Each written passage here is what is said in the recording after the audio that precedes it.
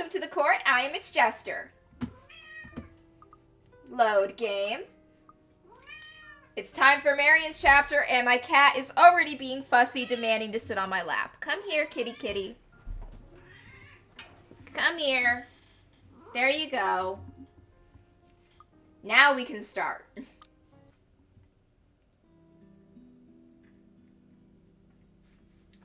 7:15 p.m. The numbers are so little on the top of my screen, and they glare at me with such intensity that I can just hear their accusations. That is Ruby and Weiss. That is Ruby and Weiss on the wall right there. You can't tell me it's not them. This had to have been a nod.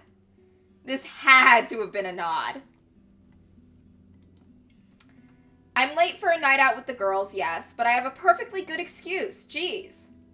Considering I didn't follow typical office hours, they really can't expect me to be able to just go as I please at 5:30 on the dot. The client is first and foremost my priority. I have to sit tight with my personal assistant Chris tells me we have a big one coming up, and that I shouldn't miss this one. He knows a lot more on the who's and the what's what when it comes to these socialites, and I trust that judgment call. I really don't have time for rich people, their drama, or their politics. These sorts who were born with silver spoons in their mouths and who were used to wagging their silver tongues about. I let him handle the negotiation with them for the most part. Why else would I have hired him? But he told me I'd receive a message about it an hour ago. Chris, where are you at, man? Come on. Now, if only he has the full shilling when it comes to the time. Oh, well. Come on, I have a social life too, you know, to an extent. I just cannot, I'm trying to focus on the story, but I'm so distracted by the poster, because it has to be a reference to Ruby and Weiss, it has to be. Sort of. Pressing my head against the table, I try to stave off an oncoming headache when the notification for a new email pops up. All I'm expecting is, hey, this looks like a good project I found. Go send them a design or something like that, really. But that's how it often goes. Even with these rich, jammy clients who've heard of me from their equally rich, jammy friends, I can't expect them to hire me right off the bat, which is all well and good and reasonable. We figure out what they want and send them my portfolio, my drafts, my drafts for their projects, my rates, and hope for the best. This is a big client, Marion. I'll babysit Baruthiel for you. Just please take on this project. I promise this is huge in Luxburn. Mr. Parker, this is a formal request to secure the services of Marion McCullough, hereinafter called the designer, as authorized by Hannah Wright, hereafter called the client, for the interior design work at Emergard Mansion, Luxburn, LX 18, okay, blah, blah, blah, address. The client hopes to have the designer there on the 21st of October, Friday, with the time pending. But as I open the email and see that I've been requested by oh God, I can't talk today. Oh God, that's embarrassing. But as I open the mail and see that I've been requested by this client specifically, well, I certainly didn't expect that, and it's pretty straightforward too. Anyone would probably be excited. Oh, the dog's barking. Okay, that's fine. Anyone would probably be excited. They would be working with the Hannah Wright. She's just one of... And the dog is still barking. That's less alright. She's just one of those rich socialites that everyone loves to talk about.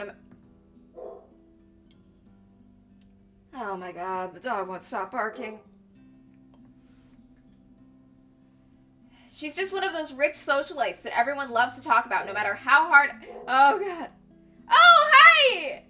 I'm glad you came from TikTok. That's cool. I love it when people come from TikTok. It always is so exciting. I'll be right back. I have to get the dog to stop barking very quickly.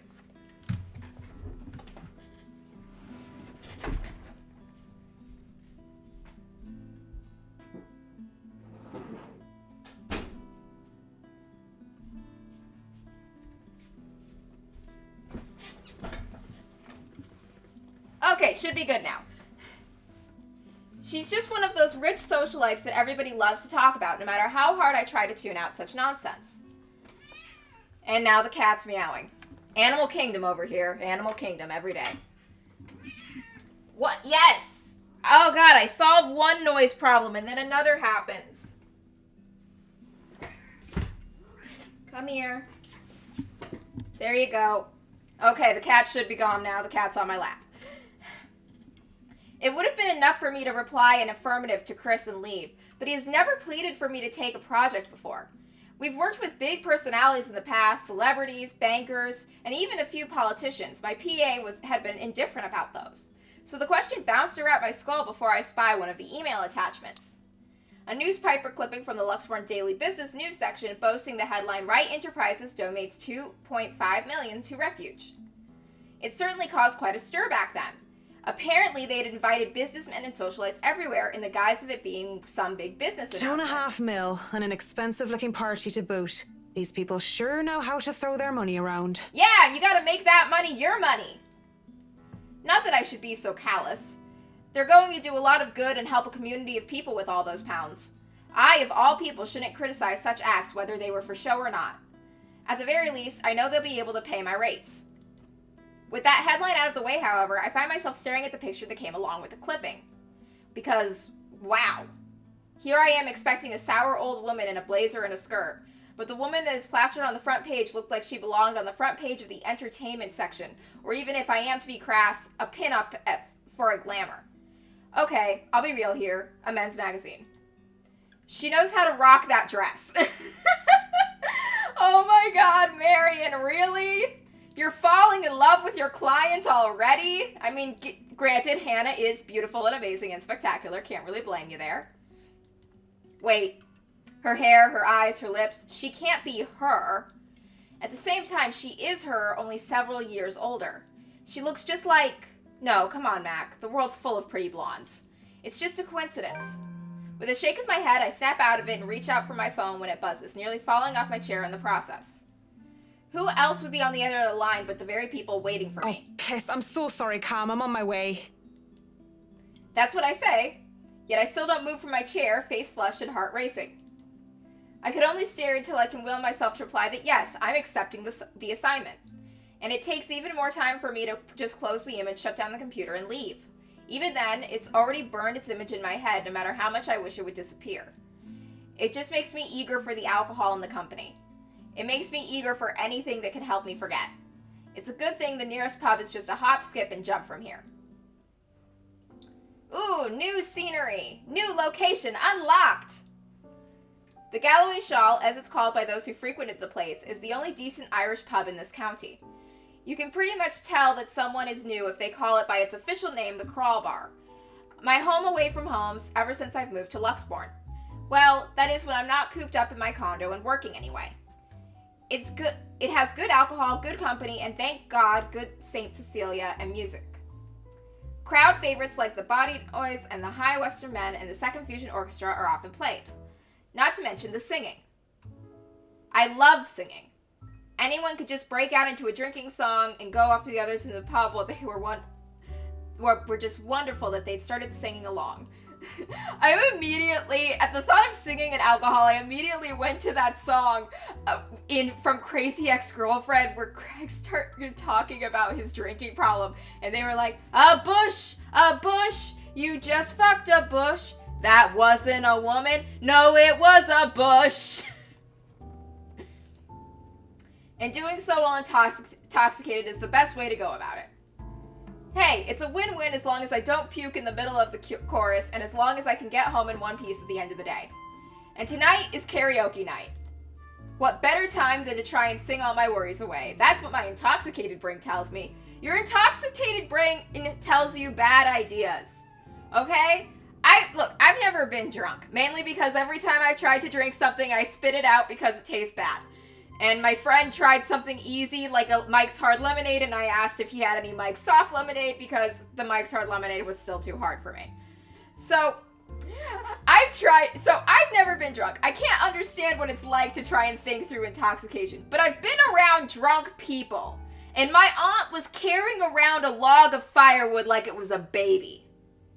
And insisted on bringing it into the car with her. And then had no idea what to do with it the next morning. Pretty sure her friend burned it. The ghost of guilt and sorrow remembers who I am. And in the prison of my heart, I was my only slave. But drinking only reminds me of home, and the thought of home makes me think of her. Who's her? The mysterious blonde woman from your past, I must know. But in the depths of my cold soul, I'll leave the burden and despair. It makes me nauseous. It sickens me that the smallest reminder of her can cause me such grief. I'll fight for what's worth fighting for. Forget the fear, forget the rest. Of course, that might just be the booze. Any other day, I would have scolded myself for drinking so much. I lied to the Lord, I lied to myself, I lied to you and everyone I care, until there were no more lies to tell. Is this a song about being gay? Like, there are a lot of times songs that aren't meant to be interpreted that way. I tend to interpret that way, okay? I will admit it, but I feel like this is a song about religious trauma in Catholic school when you were in lesbians with another girl. But I already have a client, and we'll be having our first little meet and greet in a few days. Cowardice is easier than being brave, but at last I found the strength I lost to sing my love letter to you. This is definitely a song about being gay. 'Cause people can lie, but my lone heart beats true. I want to at least enjoy this night, get over the hangover tomorrow, and return to being a prim and proper professional later. That song was for Cam, our lucky bride-to-be. So give her a hand, Galway shawl. Are you in love with the bride? Are you in love with her? Always the bridesmaid, never the one running away with the bride. Considering the state I'm in, one can excuse my smug grin and cheers as cheers and applause rise among the pub's patrons. Because possibly off-key public singing aside, I feel like I'm at the top of the world right now, and that's a good reason as any to belt out in front of these strangers. With good drinks and good friends, there's no one else I'd rather be tonight. And I forget for a short while. And that song was brought to you by Marianne McCullough, everyone! A round of applause! That was so good. You rock, Marianne. Oh, please stop. You're just saying that. You know neither of us can hold a tune, Marianne. A toast to our shameless drunk singer. May your drinks forever flow and your notes be ever lovely. If anyone deserves a toast tonight, that's Cam. Finally sealed the deal after 3 years, eh? Read 'em and wait, bitches. One time, when my friend was first moving in with her boyfriend, I told her, hey, if he ever makes you wait too long before he proposes, just let me know and I'll put the pressure on. And she asked what I was planning. And I told her that if he was taking too long to propose and dropping hints wasn't working, that we would go ring shopping together. And she would pick out a ring she liked, we'd get it.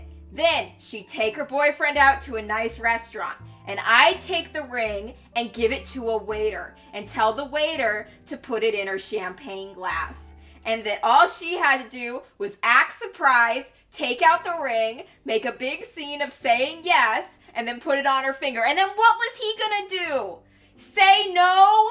That's not my ring. I didn't put that there. I don't know whose it is, but I'm not proposing. No, he was probably gonna go with it. Granted, this is a good plan to get engaged, not a good plan to stay engaged or married. This sounds like something that if the other party involved and ever found out about would be an immediate grounds for divorce.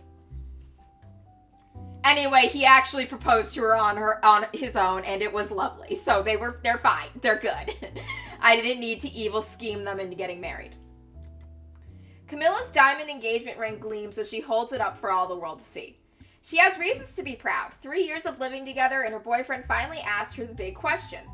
Obviously, she said yes. Don't get too attached to that ring or the one after, sweetie. I was wearing a wedding ring not so long ago, and look at where I am. But enough of me being a downer. Cheers to a happy engagement! This does not sound like you are happy for this engagement. I think you want her to get divorced too. Of course, if something like Haruno's divorce were to happen, I'd be there for Cam.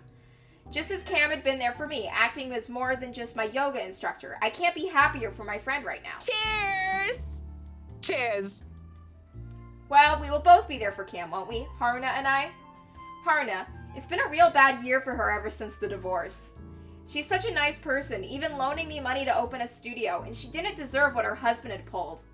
I'm happy she's smiling again and pigging out like she used to. I think we've all missed our Japanese firecracker.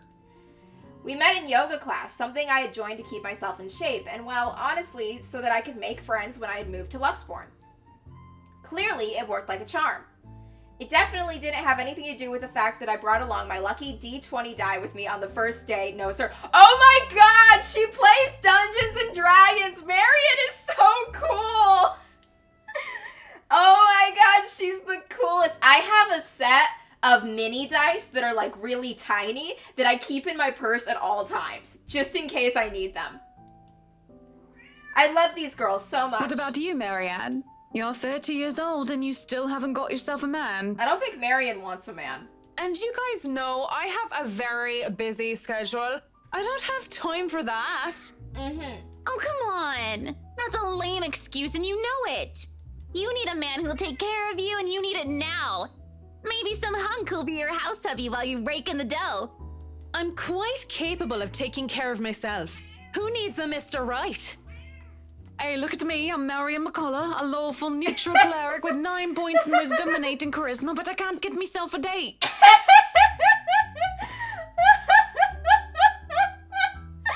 This is the best. I mentioned druids and demons once. They don't even know the rules or understand what the numbers mean. And I certainly am not some sort of holy person. I am a far cry from a miracle worker. I barely have the willpower to fight off demons, especially my own. Actually, maybe she isn't looking for a Mr. Right, but a Mrs. Right.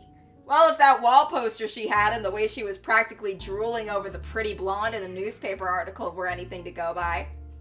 Oh, my Marianne, we still love you even if you're in the closet. Marion is in a very, very transparent closet. Everyone close to her knows. That would explain some things. Yeah, it would. Haruna, you don't have a ring anymore. Maybe you two can be together and I don't have to worry about my best girls being alone. Yes, I ship it. What are you on about? There's nothing to explain. Go for Haruna right now. It's your opening. Oh. And the kitty's meowing again. Okay, there. Anyway, go for it with Haruna. See where it goes.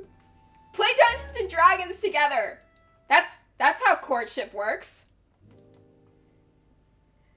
But the more I deny, the louder they tease until other people in the pub start to watch.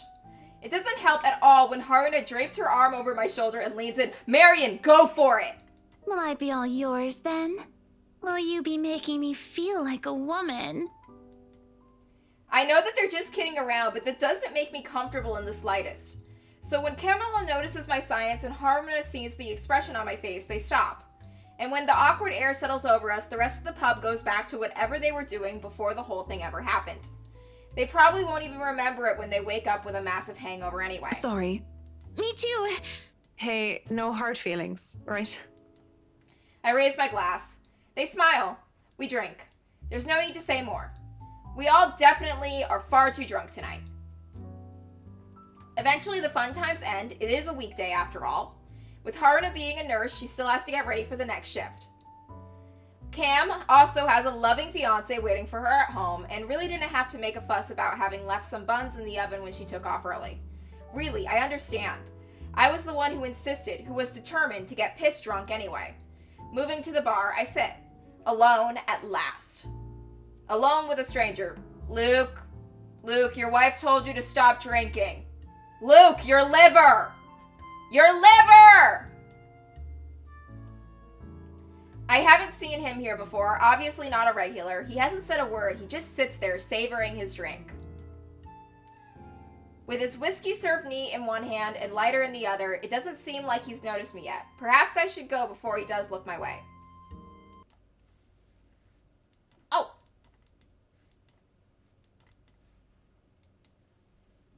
there's a...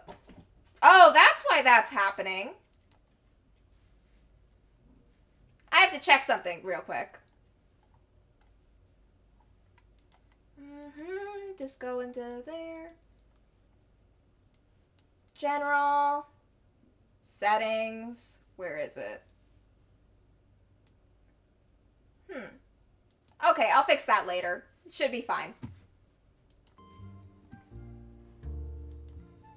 Because he was pretty and he was blonde, and those two things plus alcohol never did do me any good. A thought too late. Judging by the way his flushed face and dazed look at his eyes, he's as pissed drunk as I am. Quiet, kitty! Quiet! But whereas I feel like keeling over, he looks like he's ready to take the catwalk by storm. Really just has an air of one of those men who think they own the world. Hello there, sexy. Please don't stand up on my account. I already like what I see. You have a wife. You're married. Fancy a drink? It'll be on me. Oh my god. Oh my god. He's really gonna do this. He's really trying to cheat on Hana. I'm gonna kill him. If the ghost doesn't kill this man, I will. But then again, I might be pleasantly surprised if he proves me wrong. Want some between the sheets? Sex on the beach? I'm talking cocktails, of course. Oh yeah, sure, totally, yeah, Wasn't a double entendre or anything. Fat chance. But it doesn't matter, we both know how to play this game. And where there are two different ways to end the night, one thing or another is going to happen. The question is, what do I want to do?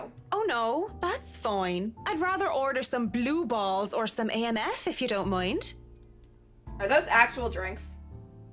He looks like he's about to say some witty retort, but stops himself and downs the rest of his whiskey.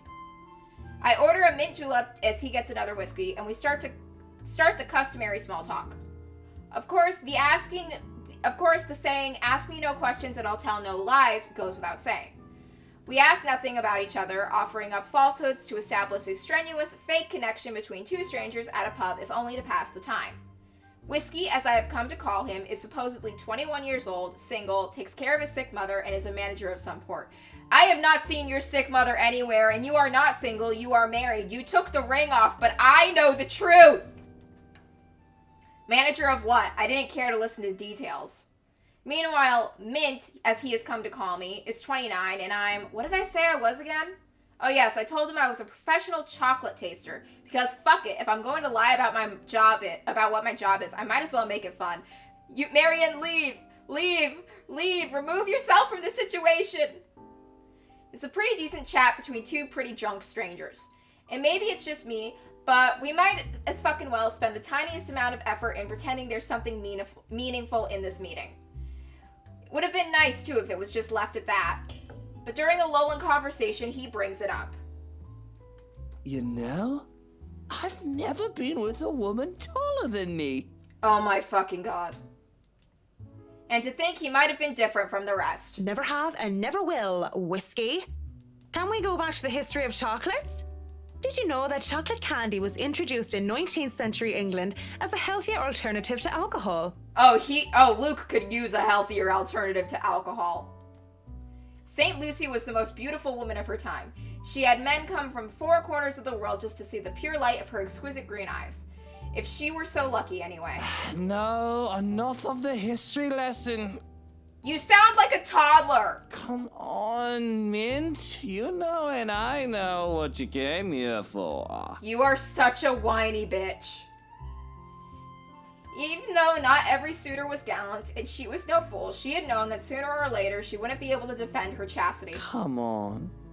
There must be something that gets you going. I'm gonna kill him. So she had taken out a knife and gouged out her own eyes. There is something, but I don't think you can handle it. Stab him! Impressed with her devotion, God restored her eyes and made them more beautiful than before. He had a peculiar sense of humor, hasn't he? Because that only meant the suitors kept going after Lucy, and she kept her eyes in a chalice to scare them away. Oh, I'm pretty sure I can handle whatever it is. Saint Lucy, help me. Help me turn away from sin. Help me with my own blindness. My place isn't too far from here. I won't take care of you if it ends up being too much for you. And no one will be able to hear you if you try to scream. You sure you want to go down that road, pretty boy? Wouldn't have it any other way. This is how people get murdered. The best thing about having a condo so close to the pub is the ease of access. As long as I can stand and walk, I can make it home. I need help from the kind neighbor or two to help me with the last leg if I've really gone overboard on the alcohol. But I've always made it home. Sometimes with company. Of course, that always comes with complications, especially with the real clingy ones. But it isn't anything a good tip about stalkers to the building security can't fix. I'm always nervous though, even if this isn't the first time I've done this. And the first few minutes when we enter my room are the first few agonizing minutes where I try not to panic. Okay, Max, so far so good. Don't let him smell your fear under all that liquid courage. He'll leave sooner or later and I'll never have to see him again, just like every other man before him. Like, you can just not do this, Marion. You don't have to. I'd like to say to myself that the men I brought to my place were more scared than I was. Yet, there is no fear when I look into Whiskey's eyes, only delight.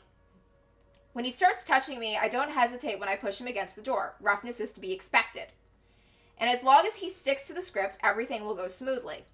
We'll have our little tumble in the sheets, he'll leave, we'll forget about it. If somebody asked what I really wanted, I would have told them that I wanted a bed of roses, chocolates, music, maybe in an Irish castle. But all I really want is her, and that's never going to be a reality. That was my fault, of course, because I was afraid, because I was a coward. They would never hold a candle up to her. She was the light of my life. And I had to let her go. I can't even be bothered at the thought of her. Just the single thought of her makes my resolve to see this affair through waver. Wait. Oh, God. What is it now? Yes, what is it now? What's it gonna be, Marion? To sex or not to sex? Send him home! We're both drunk. And? This is wrong. Don't you think it's a bit fucked up that we're about to have sex and we're just calling each other by the drinks that we had? How messed up are we? Well, like, you don't even know that he's married yet, so yeah, this is super messed up. Doll, shut up with the ethics and morality talk. It is seriously putting me out of the mood. Bitch, slap him! If you want to leave now, Whiskey, I understand. I mean, with how smashed you are, it'd probably be best for you to sleep the night unless you want to be mugged. But I won't stop you. And this isn't going to happen. Bloody hell. Of course he's annoyed at me for putting off our night of sexual congress. But no means no. And beyond spewing a few profanities under his breath, he surprisingly simmers down soon enough. I was worried for a moment he might try to force something. Instead, he makes a show of fixing his suit and smoothing his hair down before making himself comfortable on the nearest seat he could find. What are you doing then? You have a guest in your home. Put the damn kettle on. Stab him in his sleep and take his wallet. Dandelion tea if you have it. But I suppose all you have are those shitty tea bags from the store. If it isn't for the absurdity of this turn of events, I would have flipped him off for thinking I have no taste. But in the end, I just laugh. All I got are cans of Korean ginseng and lemon balm, though. No dandelion. Without a second thought, I do wet the tea. That's 3 minutes to get a kettle to boil. 3 minutes where we say nothing to each other. I mean, what do you even say to the guy? What do you even say to the guy I was going to sleep with until I changed my mind? I doubt he's in the mood to talk about the influence of Troyes on Mallory.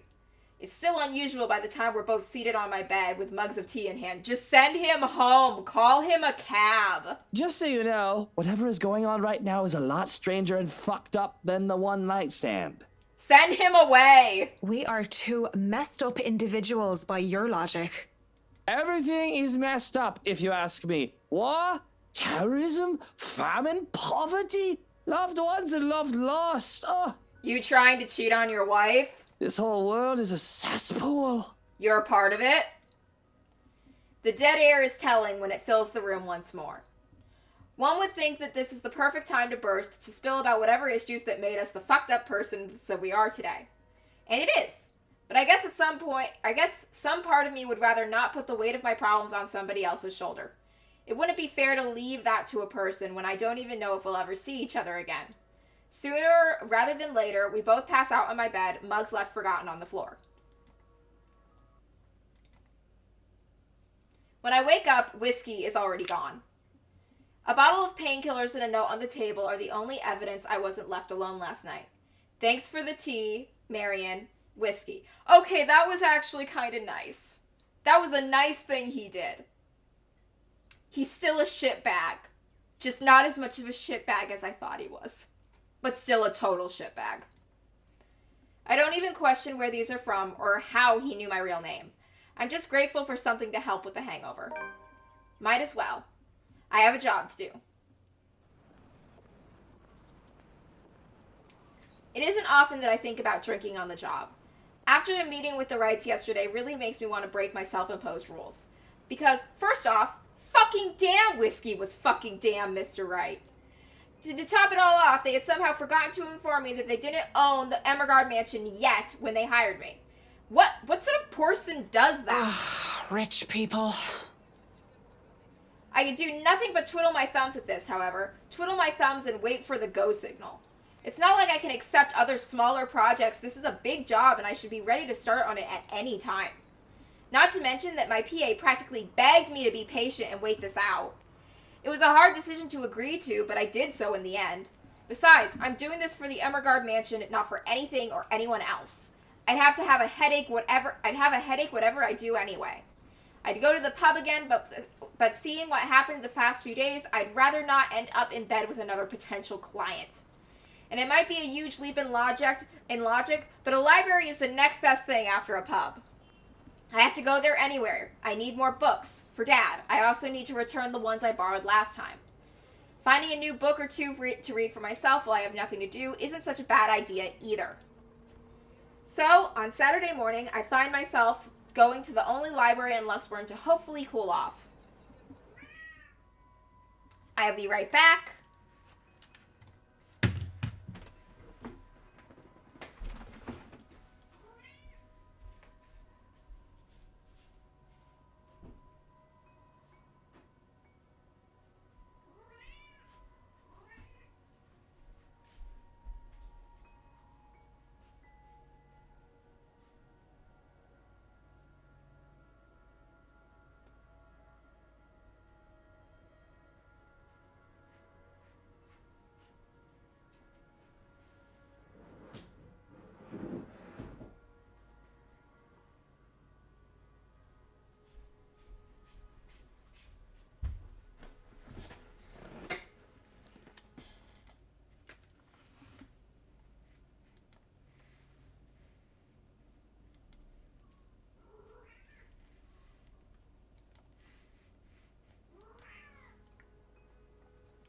Okay, got that settled. After returning to an Erzulie and a poetry book of Henry the Potabrady, I hope I read that right, I asked the librarian about several titles on my list, though I don't have much luck on that front. Dialogue with Death has already been snatched, and she bluntly said that she did not keep our mathematical universe for someone who didn't return books on time. I make headway at least when I ask about Siege and Rendition by Hannibal Jacob. Okay, I'm not trying. If you count her snarling and pointing at the history section as headway, that is. The history section is devoid of any other except for myself and a redhead, though I'd wager a guess that Red's just passing by to get to the classical literature section. So many books, so little time. Scanning the books and seeing so many wonderful titles gives me great pleasure. And that's when I spot it. Hello, sailor. Why don't you come to Mama? It's not the naval battle book I was looking for, no, it's even better. The newly acquired History of Luxburn Architecture, first edition too. I know I just have to get it. I've been waiting to get my hands on the book for so long. The fact that there is only one copy proves to be a problem, though, when Red reaches out for it at the same time as I do. I think I had this first, miss. Oh, hey! I can only stare her down when she refuses to let go of the book. Refusing to let go of it as well, I raise an eyebrow at her in hopes that the fact that I was significantly taller than her would intimidate the girl. Marion, stop trying to get into fistfights at the library. It's unbecoming. Even then, she refused with a rebellious look. This isn't exactly light reading, miss. Oh, God. I mean, do you even know which architect was at the forefront of 18th century Irish architecture? She doesn't need to get the book. If she grabbed it first, she grabbed it first. Stop trying to pick a fight in the library. A beat. She blinks, and I can't help the smirk on my face, which is wiped off when she opens her mouth. Edward Lovett Pearce, who established the Palladian style through his work with Castletown House and the Irish Houses of Parliament. This bridge was destroyed in this year to delay French troops while under the regency of Mary of Guise. This is not what I was expecting. Let's be honest, how many people would know these history facts? Well, she does, and you do, and why are you quizzing her on them? She just wants to... Marion, please don't get in a fist fight in the library. It's not going to end well for you. She might be shorter than you, but as a short person myself, we carry tools. The last thing you want is to get maced in the library over a book. It would be so embarrassing to explain to the nurses at the emergency room. Aside from me, Going anyway. right to the obscure ones, aren't you? No, Skyrim's gonna... Oh, I'm not gonna be playing Skyrim today. I'm gonna be, playing The Letter Day. I'm gonna play Skyrim tomorrow, though. So tomorrow at 12, I'm gonna be playing more Skyrim. Easy enough. Tullybody Old Bridge in Clackmannanshire, Scotland, on the January of 1560, if we want to be specific. Suddenly, it's a game where we throw these history questions and facts at each other, back and forth in a hushed turn unless we want to be thrown out of the library. Oh, so the letter so far is a horror visual novel about where in the first chapter, a real estate agent finds a cursed letter in one of the houses she's trying to sell. And a bunch of other people see the letter. And now throughout the chapters, we follow different people who have seen the letter and what's going on in their personal lives, in addition to now being haunted by a malevolent spirit. Currently, at this very moment, we have two girls getting into a nerd fight in a library over a book. So that's happening. After a while, it goes from a strange competition into a strange but friendly banter, if it could be called that. But as fun as it is, the exchange soon slows down until we're grinning at how odd this whole scene is. Marianne McCulloch, my desire for potatoes doesn't quite match what the stereotypes suggest. Rebecca Gales, the Scots' supposed hatred for the English wasn't enough to stop me from teaching their little spawns. By then, we had forgotten about our little tug-of-war, although she still holds the book in her hands. I had let go of it without even realizing when she answered my first question. History teacher, then? Got it in one. No wonder you gave me a run for my money. Now, if we're talking about architecture, I'd blow you out of the water. You're from where? Luxburn Uni? Oh no, just St. Goretti's. Ah, yes, St. Goretti. You'd think a school would choose a more appropriate saint to name themselves after, especially when they have very young students. And I'm guessing you're an architect, if you're so confident about the subject. Interior designer, Miss Gales. Please, just call me Rebecca. You aren't one of my students, are you? Marianne, then. I could have said that I was an architect, but there's no point in explaining why I wasn't one anymore. So, I've never seen you before. I'd like to think I've met every history aficionado in town. I blame the rock I've been hiding under, of course. That, and I'm usually only here on the weekdays if time allows. Work often has me meeting clients on the weekends. That must be interesting work. It allows for some creative freedom, sure. But it's like working with children sometimes. Though you probably have it harder working with actual children. Well, like when an actual child goes to slap you, it's not going to hurt as much as an adult throwing a tantrum would. The hardest part is convincing them that your idea is their idea. That sounds exciting. It is! But isn't that true for any workplace, though? We just cross our fingers and hope there aren't any man-children in charge of important things. Any big projects right now? I can't imagine that interior designing is a frequent thing. I'm working on the Ermengarde mansion. Lucky me. That mansion. Intach. Wonderful. Breathtaking. I can't wait to start in it. Yeah, you're gonna be dealing with a ghost problem. I hope you know how to deal with that. Now that is beautiful architecture. It's haunted architecture! Oh, well, thanks for popping in and saying hi anyway. It's always nice to see someone in chat.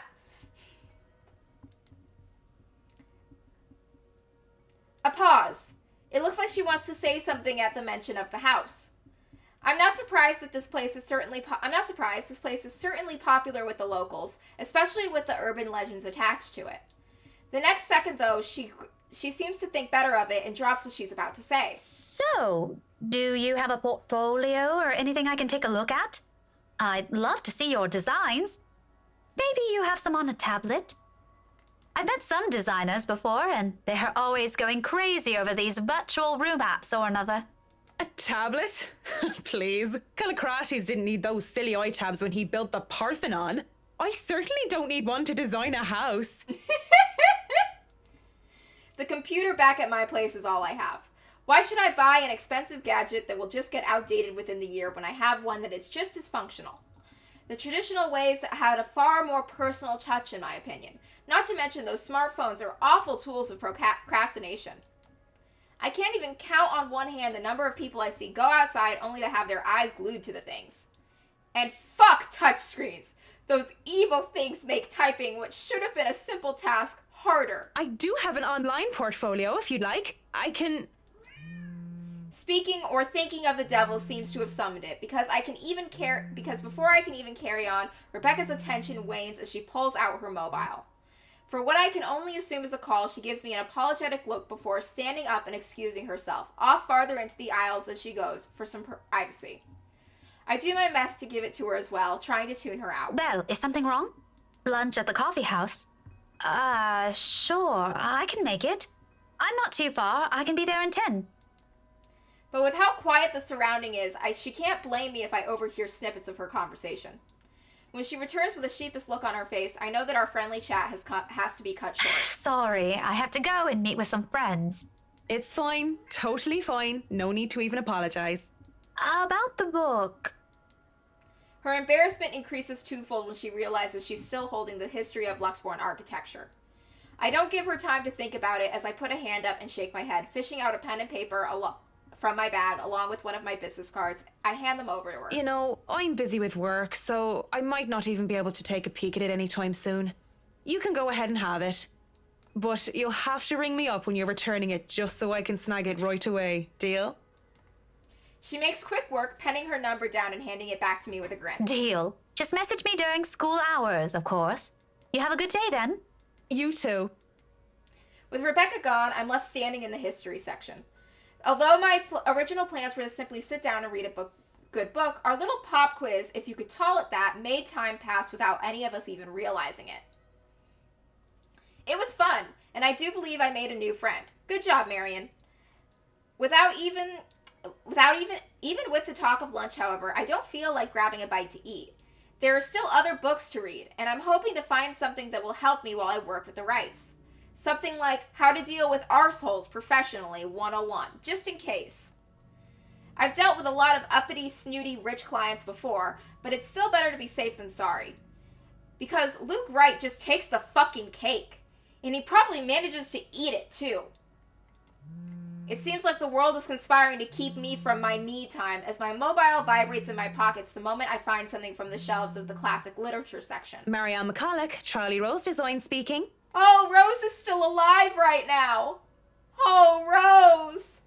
Rose Cooper here, Miss McCullough. I hope I didn't catch you at a bad time or anything. But I just wanted to check in and tell you that we've got the clear to hand over the documents. Madam Wright told us that we should forward the floor plans to you. Already? How did they get through that process so fast? Surely there is so many red tape to even acquire the forms and the transferring of rights. But no matter how rich the rights are, it shouldn't be this quick, right? So, if I can just have your email, I'll be sending them your way. I'd actually like a physical copy of the floor plans. Oh, I suppose that's fine. I'm not at the office right now, but I can inform Miss Santos of your request. I'll make sure to drop by the office after lunch if that's fine. Not a problem. Right. Well, cheers. Right. Cheers. I don't know. I just don't. Is there some sort of deeper miscommunication when we last met? These things take time. It's been, what, a day? Less than that even? There isn't even a point in trying to make sense of these people who seem to be larger than life. As it looks like I'm on the clock starting today, I might as well eat. Grabbing some fish and chips from the street food stalls, I find a table to spend some time with a copy of Marquez de Sade's The Crime of Love, since Rebecca left with the book I wanted. I've read this one before, along with the rest of his works. This would be the 18th time, in fact. But it's always nice to read through it again when I don't have time to enjoy something new. Besides, when you're dealing with people so filthy rich that they might just end up filthy, you need the good old Marquez sound effects. La blessure se trouvant sans aucune sorte de conséquence. The wound being without any consequence. Of course, it's folly to think that things will have no consequence when everything actually does. Briar Reality Corporation's Luxborn branch isn't too far off from the city center, just a few blocks away, and I can easily eat and walk. I'd rather use this time to rest before I go into a flurry of activity. No doubt there'll be so much to do once we get our hands on the mansion. Still a lot better than working on another condo, at least. You got more space! You can decorate the yard!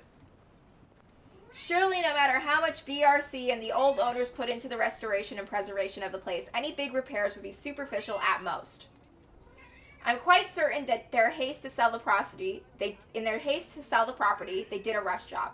It isn't an infrequent thing to do, despite how it is frowned upon.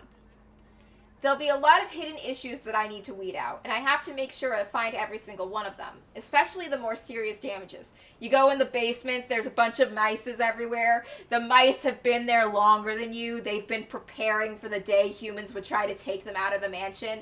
They decided that if you try to take them out of the mansion, they're going to take you down with them. Structural integrity is definitely on the top of the list of things we will have to consider. The building might look sturdy, but it is centuries old. That alone will likely pose a few problems here and there, put limitations on what we can do. Besides, despite how much I detest these rich snobs, they can pay rather handsomely, so long as I do an excellent job and do more than necessary. These two things have always made sure the referrals keep coming. I don't even have to hunt down projects for myself. When I go up to the BRC's office, I can't help but stop and stare when I enter the building. With lunch hour closing, employees should have been back already, if they still aren't filtering through the doors. I get that it's a Saturday and that people probably feel tired and lazy to be working on a morning weekend, but they're still on the clock and not bumming about wasting company time on extended lunch breaks and cigarette sessions. The office is spacious. As it is with these big corporations. Each person is given their little space of what's usually 2x2 metric cubicle. There's more empty chairs than there are actual people working at their desks. It reminds me far too much of my last day at Porridge Fuzz projects during the massive layoffs due to the Irish economic crisis. What, Kitty? Why are you meowing? Come here. What is it? Stop meowing. Calm down.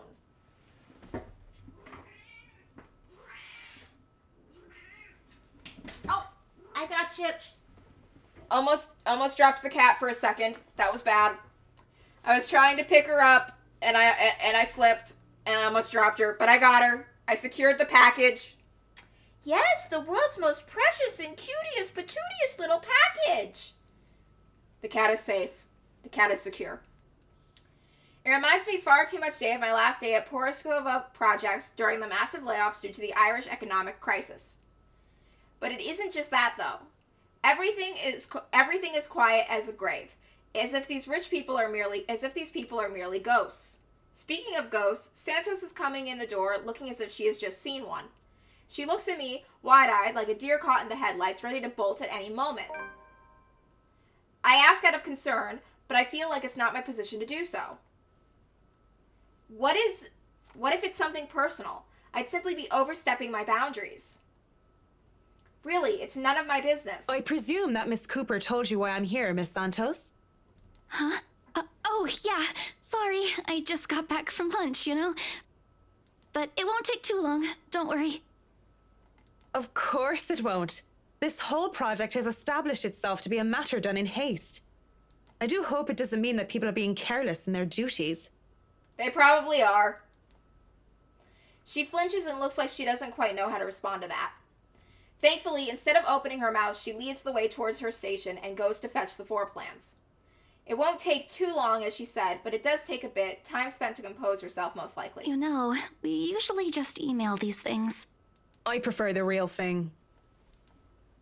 Not that you would know.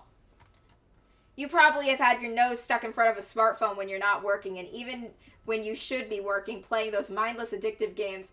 Marion, you're coming off very judgmental right now, and very unnecessarily. I definitely wish Krish would stop playing that bat cat thingy during work hours. I know what you mean. Digital painting is nice, but nothing beats the smell of real paint. Not that I go and smell paint like a crazy person, but, you know, the real thing is different. Wait, what? Yes, nothing is quite like the real thing. Checking out the floor plans, I see that I'll have a lot going for me.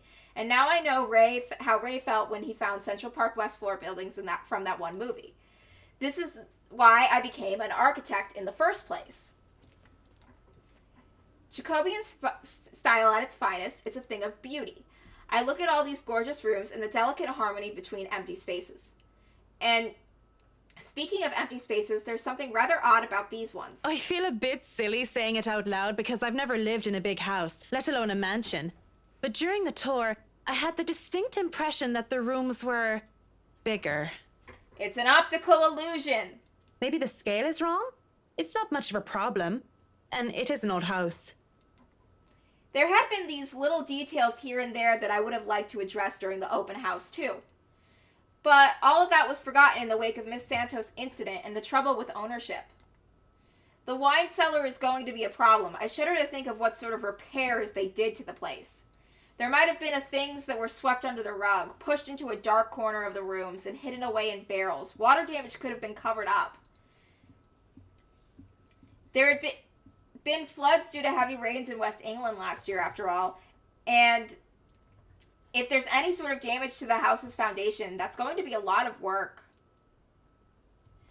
I was not able to look at the attic as well. Well, there's a ghost in the fucking attic. We saw her in there. She's not, yeah, you don't wanna. You do not wanna. I was not able to look at the attic as well. For all I know, a whole family of vermin could have made their nest there. Working with pest control is always the worst. Look, best case scenario, the ghost is a gas leak. Worst case scenario, there is an actual ghost and it is going to kill you. The sheer size of this place is staggering, even if I did say it was a lot smaller than I thought. I might just be biting off more than I could chew, but who doesn't like a good challenge?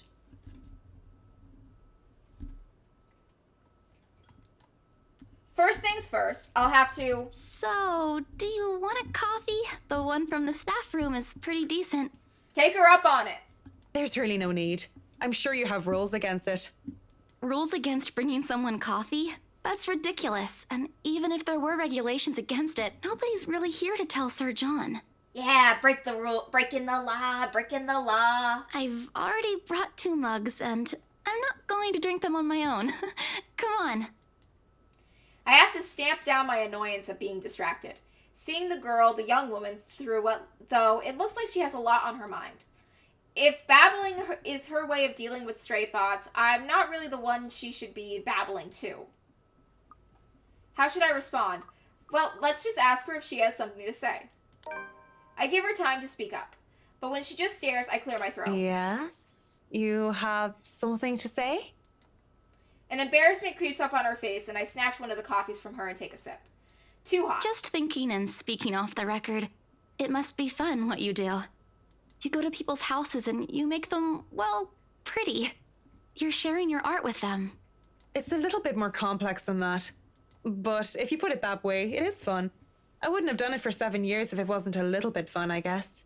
These big clients always have paintings in their homes. Do you have a supplier for art pieces? I didn't expect to hear such questions from her, seeing how well she handled herself yesterday. I didn't doubt then why she was assigned to an important sale at the Emergard mansion, despite the little accident she had. Now, she just looks too young, too nervous and unsure of herself, although her enthusiasm must make up for that in spades. In fact, I wouldn't have believed if she hadn't introduced herself the way she had at this moment. Why, watching her now, she actually looks like she should still be in college. Acts a little bit like it too when I think about it. I thought she was a teen slumming it out in a mansion when I first saw her there lying on the ground. Surprise, surprise, she turned out to be one of the estate agents handling the property. The clients usually support artists of their own choice. If they don't, I'm always happy to refer those that I know. That's cool. They're very picky. I don't think a hobbyist will have an easy time getting their work sold. Hey, I'll have you know I was a student of the fine arts. And yet here you are, selling property. Maybe you weren't a very fine student of the arts. Marion, what the shit? Why are you being so mean? Maybe I took that a bit too far. You think? She bites her cheek and looks like she's barely holding herself back. It's not like I had a choice. She mutters under her breath. I barely even hear it. But the hurt is there. And it makes me wonder what brought it on. Although it is understandable if her reason's what I think it is, very few people make it big in the art world. I can see why she'd be upset about it too with that enthusiasm. I didn't have a choice when I left Ireland. It was that or years of unemployment. The recession and the toll it took on the construction industry was out of anyone's control. I don't know what choice she wasn't able to make, whether it was about her being at art school or something else. But the world isn't a fair place. And the sooner she accepts it, the better. Still, with that forlorn look on her face, I can't help but sigh.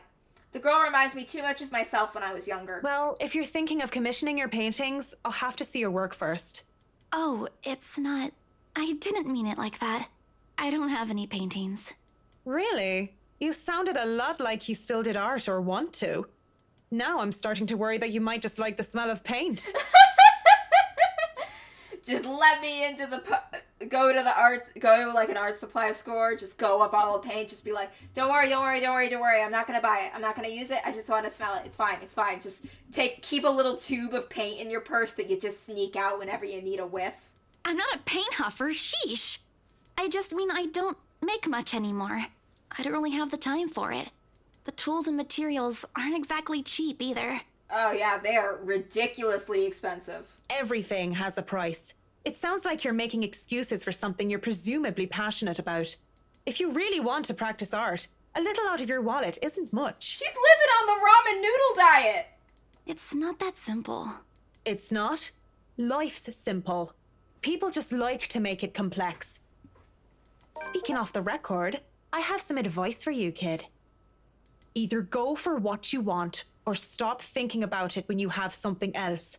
Okay. That is unless you enjoy making yourself miserable, then by all means. Okay, Isabella just went to Marion's School of Hard Knocks. You know, if you wanted to look at the floor plans without me bothering you, you could have just said so. Would you have left me alone? We'll never know now, will we?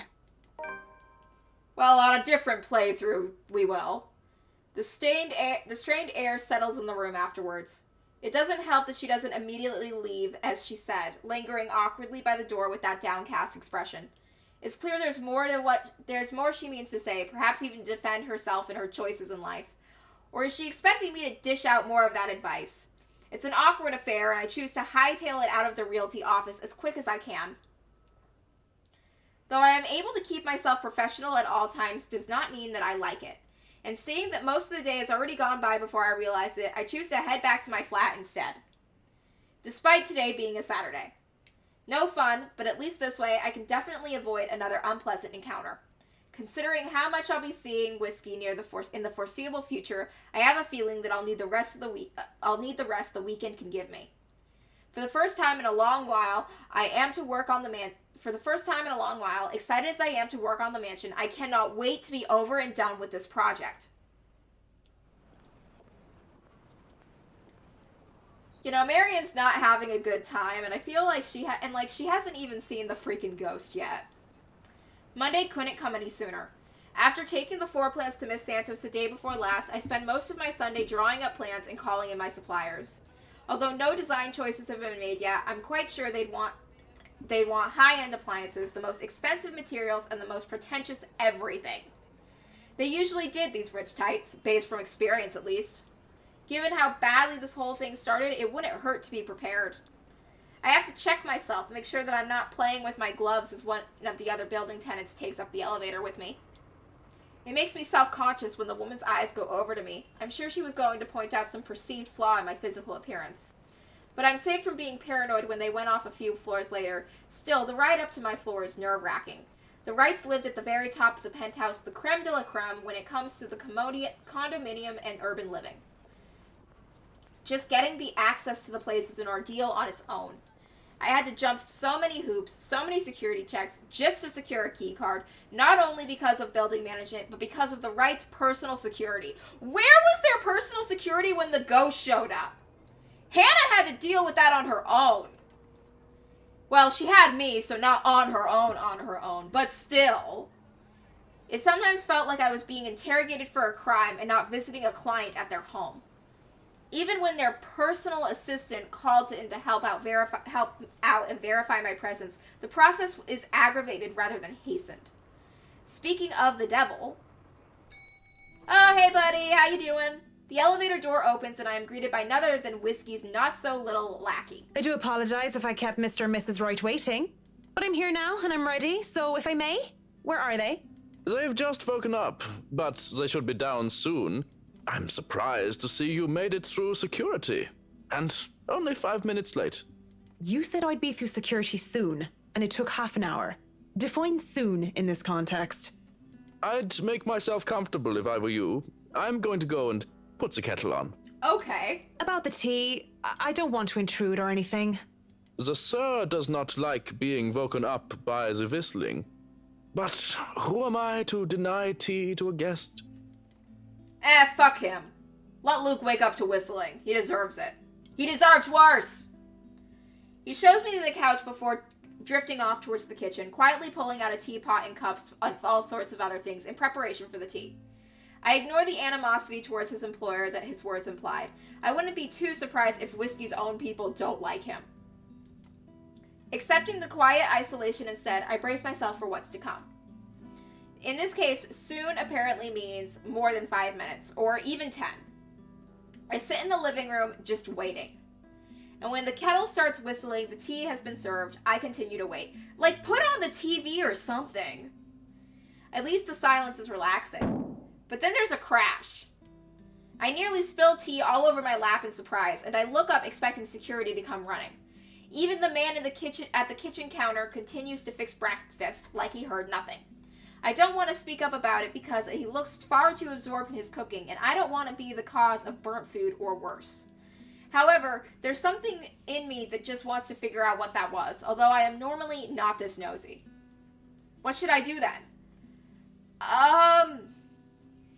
Shit. You know what? Let's check it out. I'm curious. The crash came from the hallway, and I really shouldn't be snooping about, but it's just concern. Yeah, concern that urges me to check it out. Sneaking a glance at the butler, I consider sneaking off, Excuse me, but where's the loo? He barely looks my way before pointing the spatula towards the hallway. It's a good excuse as any. And if I'm caught lingering longer than I should, I could just excuse myself and say that I wasn't sure which door led to where. Still, looking around the hallway reveals that I don't see anything that might have caused the crash. The hallway, like the rest of the place, is in pristine condition. There are several doors, and not only the toilet, but also presumably other rooms for their butler and other members of their staff. As I stand there, however, something feels definitely out of place. One of the doors, the nearest within my reach, stands ajar, and from inside the light flickers incessantly. It could simply be a light bulb that needs replacing, but the thought of it in a place so well taken care of seems odd. I think that maybe this is where the crash came from. Inside, I spy a radio lying on the floor. That's probably it, right? Maybe one of the help, in a hurry to get out of the room, knocked it over in the process. If that's all, I really should leave it alone. As I turn to leave, the sound of static fills the air, and a man's tinny voice interrupts the silence. At 7 in the morning, students found a 5th year dead. Oh no. Why am I still standing here? Assumed to have fallen from her dormitory window. Oh no. This seems familiar, doesn't it? Authorities are investigating the possibility of foul play. Like I've heard it before. Reporting from St. Samthins, Shane McLaughlin of Galway Bay, AM. What the? Oh, fucking Christ! I recoil back away from whatever that was. Yeah, that was the ghost. She does that. She pops up sometimes. In the process, I trip backwards on my feet and wait for the pain of falling flat on my back. But instead, I feel a hand on my back and a smug smile of, well, guess who? Oh, don't tell me you're reporting to work drunk, Mint. Dude, you need to piss off. Of course, I know exactly who that voice belongs to. It just had to be him. Marianne McCullough, hammered on the job. That would be something. Oh, great! Voices. But... Wouldn't dream of it, Whiskey. You're allowed to be if you wanted, though it's a bit early for it. So thanks for the save. I don't know why Luke has this smug little bitch boy attitude. When Marion's the one holding all the cards here, if she tells Hannah that he was drunk off his ass at a bar trying to sleep with women that were not her. Like, he's acting awfully smug for someone dealing with talking to a woman who could tell his wife about how he was trying to cheat on her. Really, it is much appreciated. Even though the circumstances of our first meeting were not savory or wholesome, I can't bring myself to completely look at Mr. Wright in a bad light. Oh, I have no such troubles. Nothing came out of it after It's all. no trouble at all. I've been told I have a gift for catching pretty ladies, being a great catch myself. Are you drunk? Is that so? Would you say you'll be able to catch if another man were to pitch? Okay. Okay. That was put on the table. Perhaps, but I wouldn't know. Okay! I don't play baseball, Mint. Okay. Right. Of course you don't. They genuinely seem like they could be friends. Like, look, Luke, just go to therapy, go to couples counseling, get your shit together, sell the haunted mansion you're trying to move into. Like, your life doesn't have to be bad, and you don't have to be a bad part of other people's. You can improve as a person, Luke. It's always an option. I can't help but chuckle at my little joke, but it looks like it completely went over his head. If he had understood it, I guess it would have been inappropriate. He is my client, after all. Speaking of which, where's Mrs. Wright? Whatever little camaraderie I had with Whiskey is forgotten, however. I straighten up and glance behind him, only to find that he's on his own. Mrs. Wright is still absent. I remember my place and why I'm here. To continue in such a manner with her husband would feel like a breach of trust between client and I. Since you are here, I don't suppose Mrs. Wright is on her way down? It is 10:30 after all. She'll be down here in a moment. For now, you have me. Can't I just chat with a good friend? Oh my god, I think he means that sincerely. I think Marianne is the closest thing he has to a good friend. Oh, what a lonely life he leads. I don't think a night where we talk like two drunk Egypts makes us good friends. And if you have any bit of sense, it's better to forget that night ever happened. What? Why not? It was a good night, if a bit boring. You are married. You know exactly why. We both know what your intentions were that night. And to find out that you're married? If there's even an ounce of decency in you, if you'd like the world to be a little less messed up, you'll remember your wife and what you almost did to your Mrs. Wright. Well, this is probably something he's done to her in the past, too. Let's be real. I highly doubt that was the first time he tried to pick up a pretty girl at a bar. It's better to get that out of the way once and for all. Well, no need to be such a killjoy about it. Oh my god. She's not being a killjoy. She's being responsible and morally decent. The dead air between us, because it can't be anything else but that, is broken as a lively voice calls out from the loft. Marianne! I hope I haven't kept you waiting too long. Oh, Hannah, you deserve better than this. I know we agreed we'd start at 10 o'clock, but mornings just simply do not agree with me. Not one bit. It's been like this since I've been in university. It's 5 minutes to 11 o'clock. These things these high-end clients sure do like to be fashionably late. I'm used to it though, much like how I'm used to so many years of hearing people mispronounce my name. Besides, berating or collecting our client would be extremely impolite, and Marianne doesn't sound too bad from when she says it. To be fair, she doesn't seem like she's late on purpose. I see you're up, darling. You know, you could have woken me up as well. Were you showing Marianne around? Not that there's much to see. This place is so tiny compared to the mansion. Wait, is it not pronounced Marianne? Is it Marianne? How have I been pronouncing it? I'm more worried about the way she stares at me, judging such a look. It doesn't suit her pretty face at all. Seeing Mrs. Wright reminds me too much of her. And maybe I'm starting to hear her again, see her again, when I shouldn't. I should have left it all behind, forgotten it. To think that she would be looking at me that way, I can just feel my hands tremble. Oh yes, just showing her around and getting to know each other. Isn't that right, Marianne? Yes, of course. And your butler was making breakfast a while ago. So if you want to get right to that... Breakfast would be lovely. Oh, Hannah, we're really in it now. There is no denying the clients when they invite me over to the table. Though it is too personal to share a meal in their home, it would be terribly rude to deny the invitation. Oh, those pancakes look fucking awesome! Oh, fuck, I want them! I want the pancakes! Besides, the pancakes do look and smell heavenly. Fucking yeah, they do! A bowl of clotted cream, fruits, syrups, jams, and other spreads are laid out next to them in making a colorful arrangement. If this was brunch with friends, I would have gladly helped myself to the whole lot. But as it is, I accepted just a few pieces of pancake and topped it off with lemon and sugar. You know, I was a tiny bit serious when I said I wanted a helipad. You know what? As much as I hate to say it, I'm with Luke. Get the helipad. It sounds fucking awesome. And you're not serious about the greenhouse, the vineyard, and the stables? Oh wait, no, get ponies instead. Well, I do want those too, but I know you'll agree to those. We're talking about interiors here, honey. You don't handle exterior designs and whatever handles those sorts of projects do you, Marianne? Look, I think the helipad would be a bad idea if you were getting stables, because the helicopter would definitely scare the horses. But if you got a Shetland pony, it'd probably be small enough for you to let it inside the house like a dog. I'm able, actually, and willing to take a project of that nature. I was an architect in Ireland before. Of course, that's another contract entirely. I also suggest we finish the house itself before working on any additions to the rest of the property. There won't be any problems about ownership this time, will there? Pardon if I'm crossing a line, but the acquisition was rather quick.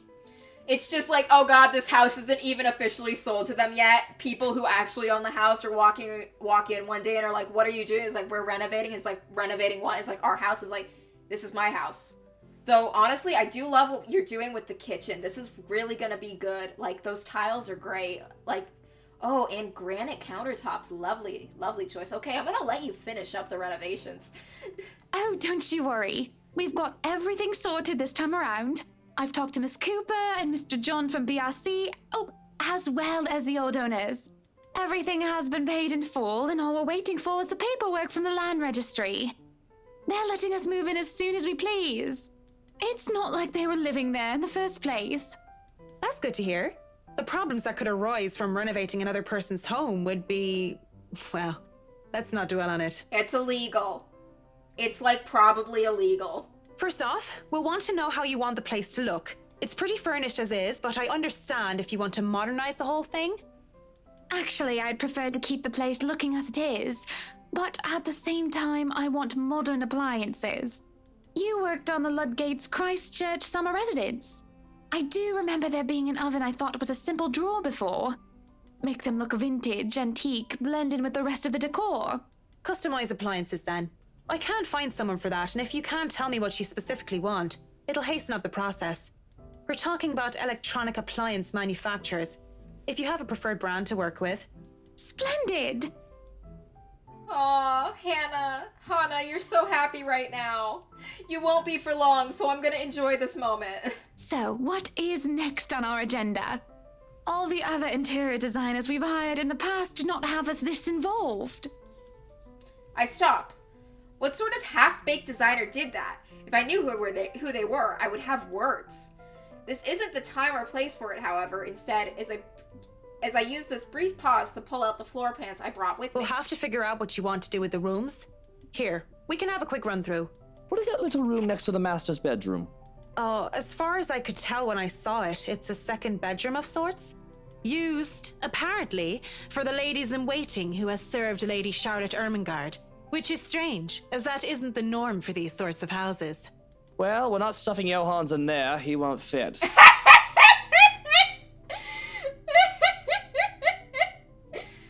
You don't suppose we could turn it into a walk-in closet and a dressing room? I love fashion, but do we really need to turn an entire room into a walk-in closet, dear? We'll have large closets and a wardrobe in the bedroom already. Says the one who takes 3/5 of our closet. Well, what do you suggest we do with it? I thought a utility room of some sort would be nice. A craft room where I can do fun things. It'd be a good nursery for a baby. Like, if it wouldn't be a good room for once the child was actually, like, older to be independent, but when it was, like, still a baby and needed to be in a crib, it'd be nice to have it that close to you so you could go tend to it quickly. Or maybe a children's room might be nice. You know, for when Kylie comes over. Or if Rochelle visits once she's had a baby. Did she insist as Luke's? Yes, that baby. 1, you are not inviting that witch. And 2, there's a whole mansion for Kylie to play in. We don't need a children's room, and you don't even do arts and crafts. Well, maybe she would do arts and crafts if she had the room for it. Jeez, think! I'd like to turn the guest's room and the study into my personal office, by the way, if you don't mind. You can turn it into a personal office if I can have my utility room. It's just the one room of the many. I'm taking that room for myself, no matter what you say, dearie. So you might as well take this deal. You're always out doing business anyway. I feel like I'm witnessing a couple's argument, and it's uncomfortable when I'm playing as Marianne for it. The real problem is the theater. Whatever are we going to do with all that space? Maybe put an actual movie theater in there. Fine, we could turn it into our own personal cinema, I suppose. Might as well have it, if you plan on not having a telly in the parlor. Yes, well, I don't want guests to be glued to the telly when they come over for a meal and some tea. By the looks of things, we can keep the rooms as what they are on the ground floor, though. The ballroom would be perfect for parties. Do we really need a dining hall, though? I don't suppose we can't convert it into a garage. What for? You can park your cars outside. What about that room, right there, in the northwest corner? That's sleeping quarters for the household help? Oh, that is perfect! Johans will be glad if we have other staff members who stayed in. It'd be convenient so they don't have to make the trip from Luxbourne to the mansion when they're needed. Yeah, that'd be a long drive. You'll definitely need a lot more people to maintain a property of this size. The mansion is really a lot bigger than I thought. Look at all these rooms. I didn't even know there was a music room next to the parlor because of what happened.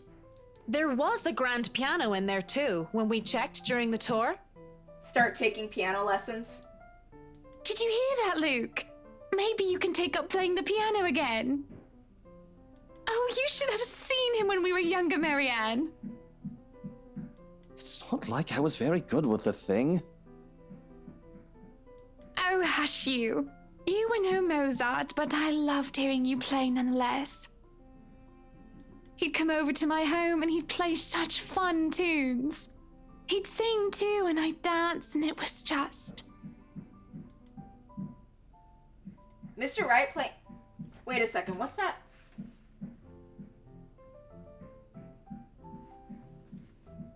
Okay, that's not a sound coming from the game. I'm gonna be right back. I gotta go check something.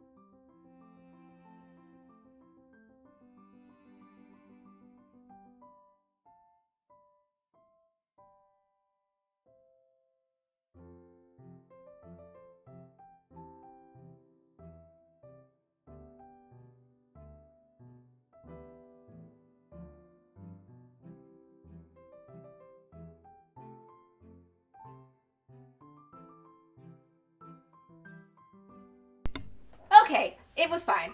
Everything's fine. I just had to check something real quick. Mr. Wright playing the piano, I can't imagine it. But the earnest way in Mrs. Wright said so told otherwise. Anyway, what do you think of these plans, Marianne? Are we not even going to consider one of my requests? Not even just a closet or just a garage? Give him the damn helipad. Now, that isn't fair, is it? You're not the only one who's going to be living here. You can have the helipad. I hardly see how that's unfair.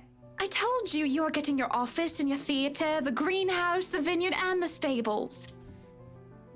Okay, gonna be real, the helipad does sound cool. That sounds fair, does it not, Marianne? Yes, it sounds fair.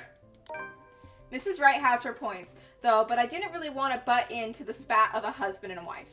But with the way the two are looking at me to sell this, I might as well just keep to the facts instead of giving an opinion. Mr. Wright, your plan isn't quite feasible from an architectural perspective. I'm not even sure how much we can do without closer inspection. Well, the one about the garage, at least. A walk-in closet is easy enough, but the garage? See, a garage isn't architecturally feasible, and it isn't going to be financially sound as well. We're already going to spend a lot on your other requests. You have several acres of land to park on already. Couldn't you just make an outside garage that isn't connected to the house? Then again, kind of defeats the purpose of a garage. What? Did you calculate that on the fly? Financially sound my foot. You're probably just thinking up of imaginary numbers. Might I remind you that I was a financial manager? I also looked over and approved the expenses of our other houses. I know the rough costs of these things by now, love. Masters in business administration, major in accounting. Sometimes I think you forget that I'm not as dumb as I act. Oh, we are in the middle of a marital spat. That catches my attention more than anything. It sounds more unbelievable than Whiskey playing the piano. She really didn't seem like the type. Business administration and accounting? What university? Luxborn U, of course. Go Lux Dragons, red and gold. Excuse me, how about we move on this chit-chat ahead and do whatever else needs to be done sometime today? I had to cancel my appointments for this, you know.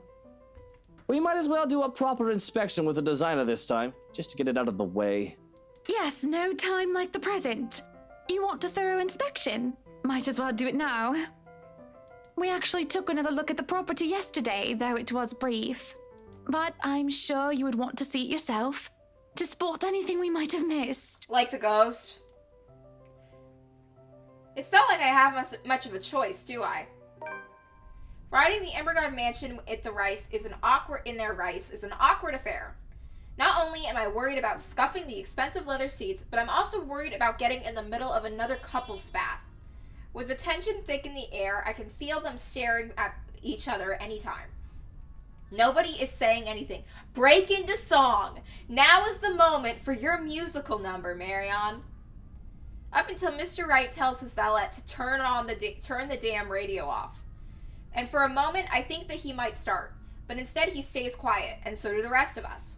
In the end, the sufferable silence stays. Now we're on to the Haunted Mansion, wonders of all wonders. I have never been so glad to see a house. I'm not. Stepping out of the car and up to the mansion meant the end of an uncomfortable ride, and I can take a deep breath of fresh air. The beauty of the place never fails to make me gaze and wonder every time I see it as well. Mr. Wright moves up towards the front door, keys in hand, and I can already hear Mr. Wright plotting. All right, Hans, we're going to go in, but I want you to look around the place. Familiarize yourself with it. Know every nook and cranny, every inch of the lot. Go and see where we can put that vineyard and the other things we talked about. Are you gonna hire a second interior designer and try to get that one to do the things you want behind this one's back? We'll want to know where to station security as well, so go around the perimeter and figure it out. Scout the property and circle the perimeter on foot. Give him some rollerblades. You do know this is 46 acres of land, sir. Rollerblades! Well, you are not driving a car over the grass. Oh my god, maybe he has Heelys. Put those long, spidery legs of yours to good use. I didn't hire you to stand around and look intimidating. Heelys! Go, mush. Did he just mush him like a dog? Someday I'd like to ask how Johannes even stands to tolerate this man. Why doesn't he just quit? Certainly the pay can't be that good. I guarantee the pay is probably that good. Even if I'm a bit put off by our mutual employer, the only thing that keeps me from bailing is the fact that we've already signed a contract. At least I'll only be working with him during the duration of the project. He works with them every day. Sometimes I think you hired me to make me suffer for your amusement. Someday I'd ask. I feel a bit bad for him. If it's any consolation, he'll be away from Mr. Wright, if only for a while. We're able to enter the mansion after a bit of standing out there in the sun.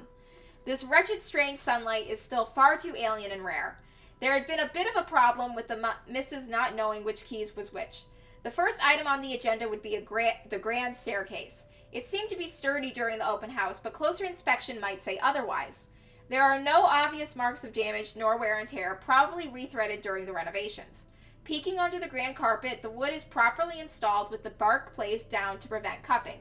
The carpet itself could use a vacuum, though. Structural conditions aside, I can see that without actually dismantling the thing, look to be in good shape. The handrails and support beams are firm. The work on it should be commended. I can't look much more into the rest of the foyer, however, because Mr. Wright starts to hurry us into checking the dining hall. So, what do you think? Certainly we can't turn this area into a garage. It's Jacobean architecture. I'd say these would be pilasters and not buttresses, but you never really know. They really liked mixing up these elements. You could say it was pretty avant-garde at the time. We might hit a support beam if we're not careful. And in layman's terms? From what I see here, we could risk great damage to the house if we try to turn the dining hall into a garage. The man didn't look too pleased at this. There's a look of disappointment before he sighs and looks around the place with an air of defeat. When he moves to speak, I dread another unreasonable demand again. This will stay a dining hall then. But if I may have another request instead, at least spruce the place up with some flowers, some plants or something. It feels so old and dead in here. That's hardly unreasonable. Daffodils are a must, I presume. The look that passes between the two of them, there is a genuine fondness there. This is the first time I've seen such an exchange between them. If anyone were to see them like this, there is little doubt that they loved each other. Of course. And I want a garden full of them. Now, if you excuse me, I'd like to look at the rest of the house. Luke, it's not too late for you to get your life together. Therapy, marriage counseling, improve yourself as a person. You can do all of these things. I'll just be around here downstairs if anybody needs me. That leaves Mrs. Wright and I. He's quite fond of them, you know. I can imagine. He looked terribly upset when we told him he can't have his garage. I meant the daffodils. We always have a vase full of them in every house we own. Somewhere, I'd like to think. They may be about his mother. He never talks about her. I don't even know her name. Well, he tells women at bars that she's sick and he's taking care of her, so there's that. He likes to flatter, claim that they remind him of me, but he's always loved the flowers, even before we married. Much like the piano, I didn't take him for a person who liked flowers. Daffodils least of all. What's next? Am I going to find out that Mr. Wright saves kittens from burning buildings? I'll go and snoop about upstairs. You go and do whatever it is that you have to do. When she goes without even asking if I need her there, I'm left standing to stare at the walls. Really, I don't really need to do much of a thorough inspection on the building itself. It isn't really part of an interior designer's job. But the architect in me is committed to doing this task with every project. If I'm going to make a living space that has both form and function, I might as well make sure that the entirety of it is safe for my clients. Since I'm already here, I roam around the dining hall to check things off my punch list, if you will. When it's time to move on, I hesitate. Mr. Wright said that he would be somewhere around here on the ground floor, and I really don't want to be alone with whiskey. I have to look through the place eventually, sure, but on the other hand, I can do it later when he's gone. I can go upstairs first if I want to. What floor should I go to? Let's go first floor then. Let's avoid him for now. Let's not deal with his nonsense. I've already seen enough of this floor during the open house. Of course, I know that it's just a convenient excuse. I just don't want to be in the same room as whiskey anytime soon. So I might as well go up the stairs first.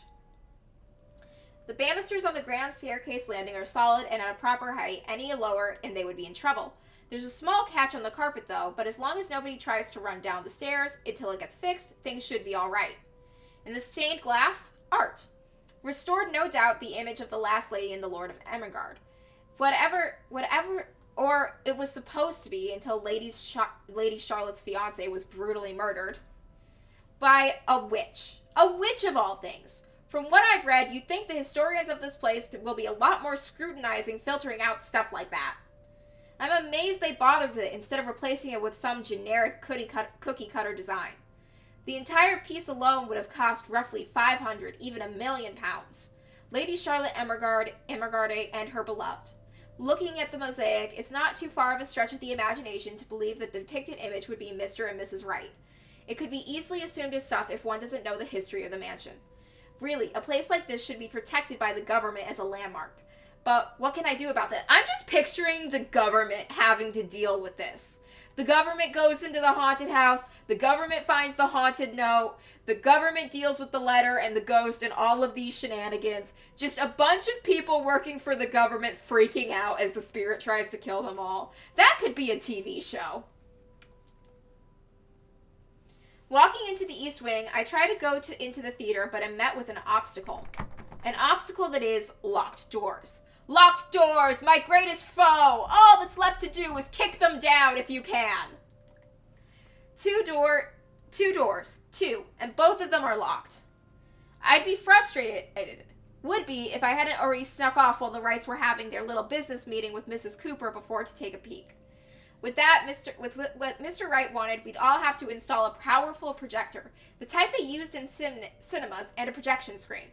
The seats would have to be reupholstered if they're to be any comfortable, and the walls would have to be covered in dark material, paint, wallpaper, or install wall-to-wall carpeting.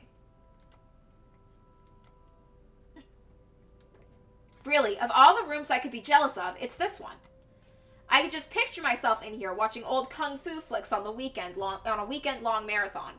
Makes me wonder what kind of movies Mrs. Wright would like. Rom-coms, maybe? Her husband, on the other hand, I'd rather not think about. In the middle of my notation and planning, I don't even realize that I'm not alone until I'm caught standing in front of a locked door like a fool. Were you meaning to go in there? I'm afraid we won't be able to open it up today. Oh well, I wanted to, but it's fine. I can still survey the rest of the place. Apologies, but the key was missing when they were handed over. They told us that they'd get right back to us with it. Ghost has it. Ghost took the keys. Ghost definitely took the keys. What? But aren't they supposed to hand over all the keys once property changes hands? That can be grounds to file a complaint. Or call a locksmith. They were already kind enough to let us move in so early. There's no need to raise a fuss about it. Worst comes to worst, we can call for a locksmith. The air is heavy and somber when she grows quiet and glances out the window. Out toward the vast expanse that surrounded what would be their house. Their home. Then she looks back at me with a sigh and a bitter smile. Flowers. Yellow flowers. Daffodils, dandelions, and sunflowers and the sort all up front. Just a whole garden of them. Well, it's no beach. They'll make the house look lovely, won't they? Of course. A garden is a wonderful addition to any home. As I say this, her eyes roam over me, scrutinizing and thoughtful. I have to hold back the quiver that threatens to run down my spine at being inspected so closely. Yes, it must be nice. We're still talking about the gardens, yes? I mean not having to worry about what another person thinks of you. What do you mean by that? She lifts her hand and points to her wedding ring before it falls listlessly to her side. Sometimes I wonder what would have happened if I didn't marry Luke. Well, you'd probably be happier. There'll be no fights about walk-in closets or silly helipads. I could do with this place as my heart desires until there's nothing but content. Then again, I wouldn't have bought this place if it wasn't a gift for him. I probably wouldn't even be in Luxbourne if it wasn't for him. Maybe I would have moved to London, Manchester, or Birmingham. I might have even left the country altogether. France, Germany, Spain, Canada, Sweden, even America. The possibilities would have been endless. I don't know what to say to that. What is there to say? You want to leave your shitty husband and go travel the world with me instead? I'm sorry, I must sound so petty and ungrateful. I do love him. So very much, even if he can be a bit difficult at times. Oh no, not at all. I'm just confused why you're telling me this, of all people. Because Hana doesn't have any actual real friends. Just a whim, I think. Just flights of fancy, that's all. Don't you ever think about one decision you've made in your life and wonder how much would change if you chose to do things differently? I try not to dwell on the past, ma'am. The key word is try, of course. Thinking of the past brings up too many ghosts. Memories of her. And I do wonder what would change if I just said yes when she asked for me. Maybe she'd still be with me. I return to the present. Just like I said, I try not to dwell on the past. Why don't you decide on your own? Her worries seem simple enough. I mean, it doesn't have to be as difficult as she makes it out to be, right? Why don't you decide on your own? I meant nothing against Mr. Wright, of course, although whiskey buggered me to no end. By law, she would be the owner of the house.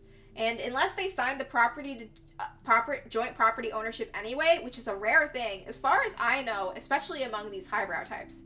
Sure, they could actually love their spouse. I don't doubt the possibility. But money is money, and it makes people do the most horrible things sometimes. It's your house. You can paint the whole place pink if you want, and there's not much he can do. The somber expression she has changes to a look of contempt. I could, but we are husband and wife. Equal partners in marriage, Marianne, though I can see that you don't understand. This is his home as much as it is mine. I'm not going to go behind his back over a room. I'm pretty sure he would go behind your back. He's already gone behind your back in other ways. And how dare you suggest that? Okay. How do I even talk her down without causing further offense? It's in my attempt to shake off my own drama that I ended up tripping right into theirs. Because really, I have no business meddling in the affairs of my clients unless it involves interior design or architecture. Yet here I am, opening my mouth and yapping. I do hate to see a good woman down. That's not what I meant by it. I just mean that maybe you don't have to get the approval of your husband all the time. Or well, okay, fine. I know nothing about married life, Mrs. Wright. You're right about that. But I still think you're allowed your indulgences every now and then. Like, Lord knows Luke's been taking his. Of course, my form of indulgence meant buying old slate 78 RPM country records which I don't even dare to use in my gramophone. For her, it could very well be buying entire houses. That's just my take on it. A perfect relationship is as rare as hen's teeth. You got what you got. I mean, you're doing well enough without my advice. Sure, look it. That looks to placate her somewhat. She looks away and starts to favor the view outside once more with a faraway look in her eyes. Feel free to look around the rest of the house. Everything but the theatre should be open. Just call if there's need of me. Of course, Mrs. Wright. I really shouldn't have opened my big mouth in the first place. This sort of thing only gets me in trouble. Keep it clean, keep it simple, and stick to business. That's it. Be professional. But I failed to do that just because of a pretty face. When she turns to leave, she glances back at me before disappearing into the foyer. I look out the window to where she was standing, and I move on, alone with my thoughts and her. Finally, some peace and quiet. Thought the old biddy would never leave. It's utter madness, this hearing things. I reckon it's stress, though I don't know exactly what I'm stressed about. If meeting Mrs. Wright has really thrown me for a loop, I'd be worried. If I'm developing some sort of psychosis or disorder, well, I'll call a doctor. But hopefully it isn't that. Not right here, not right now. Oh, it's worse than that. It's a ghost. I mean, it could just be that personal talking cricket, the conscious, so to speak, and I'm only noticing now, though if it is, it isn't very helpful. Pushing the dilemma of voices in my head aside, I go back to work. But I can barely make it a few steps before everything tilts and shifts. I don't really stumble, but it feels like I'm being thrown off my feet, and the rest of the world just follows. Though my feet stay firmly on the ground, and even if I stay mostly upright, I feel like I've been heaved and pulled off balance. I have to close my eyes in the hopes that willing the sudden sense of vertigo away, but when I open them... Oh, great. Oh, fan-frickin-tastic. Yeah, this is fine. This is fine. Well, I don't feel any less sick because of the sight that greets me. Blood dripped from the walls and the ceiling, pulling downwards and seeping into the curtains of the carpet. The wave of nausea, stronger than the last, hits me, along with the overpowering stench of blood and gore. I want to bolt. The rational part of my head is telling me to flee. And I would have gladly done it if asked, if only I didn't hear her. In here, Marianne. Come on. I have something to show you. Marianne, that's the devil talking. I could have ignored her. It would have ignored her, if only I heard it in my head. But I swear that this time it's coming from one of the rooms. Much further into the study. And I feel compelled to pay attention. I can't just turn around and leave. Not when it's her. I don't even think as I follow the sound of the voice. Marion, no! Think! Think, Marion! Oh, fuck. Lorraine. Oh, she does look like Hannah. She looks so much like Hannah. Lovely Amanda Lorraine Larserifona. She was my friend.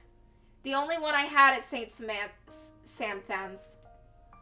I was a scholar, the charities case, in a school for privileged and prestigious young girls. They all looked down on me, if they cared to look at me or acknowledge my presence at all. All except her. Oh, stop your crying. You know better than to listen to Maeve. Why, I ought to teach that butterface a lesson. Wait, no, lass! I don't want you getting into trouble with the sisters again! Relax. It's not like I'm going to stomp her and her lackey's arses flat like last time. Come on, let's just go back to our dorm room. I don't want to be on my Tobler while you go get yourself punished. You'll be fine. Gip's there with you. Lorraine was there when I needed her through my highs and lows. Having her as a friend made being in a strange school away from my father all the more tolerable. She saw this poor, helpless girl who was kept down and shunned by everyone else, and being the kind soul that she was, she rescued me. So brave, so beautiful. She was something else. I'll eat all the chocolates stashed away in your closet if you go. I can get more. Just don't go complaining to me if you get a tummy ache because of that. Well, you don't want to get detention on a weekend, do you? It's a Friday. We can go to town and have some karaoke. And we can have a go at druids and demons again. This is nice. This is nice. You're not going to miss that just because of Maeve, are you? Sometimes I question what I did to deserve a friend like her. In the darkest corners of my mind, there were traitorous thoughts that lurked. I thought that she only felt sorry for me. Maybe she was just being a good Samaritan, offering a helping hand. And perhaps I had been too selfish to return the favor. You have a point. I'll just kick her arse on Monday then.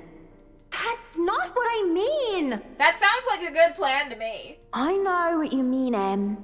Wait, where are you going? You just told me you wouldn't cause trouble. I still have something to do. Don't worry, it's not like I'm going to burn down her dorm room or something criminal like that. I'm just going to talk to her. Maybe I'll make it so that her room smells like a dog's air biscuit. That'll make it an excellent weekend. I'll see you in a bit, Marianne. Lots of tumblers.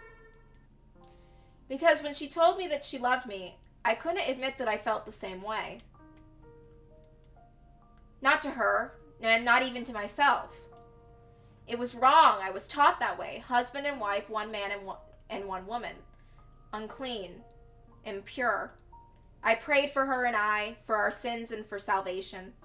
I wanted to apologize for disregarding her feelings so callously. It must have been like a slap to the face for her. But life had gotten in the way. The exams, which were trivial in hindsight now, took top priority. I had to keep my grades up, to keep my scholarship, for my father. I told myself I would apologize to her when those were over, that I needed to focus first and not let anything distract me. It had been easy when she avoided me like the plague. She was upset, I get that. Oh no. I thought I had time to make things right, but... At 7 in the morning, students found a 5th year dead. Oh no. Assumed to have fallen from her her dormitory window. Oh no. They told us that it was an accident. That was the official statement. But I knew better. She was dead because of me. Maeve had a hoot and I kicked the bucket, didn't she? Oh shit! Oh shit! Oh shit, shit, shit, shit. Ghost of your dead girlfriend coming to haunt you? Shit. Shit, shit. Well, she wasn't your girlfriend. You wanted her to be, but she wasn't, and that led to... Oh, shit.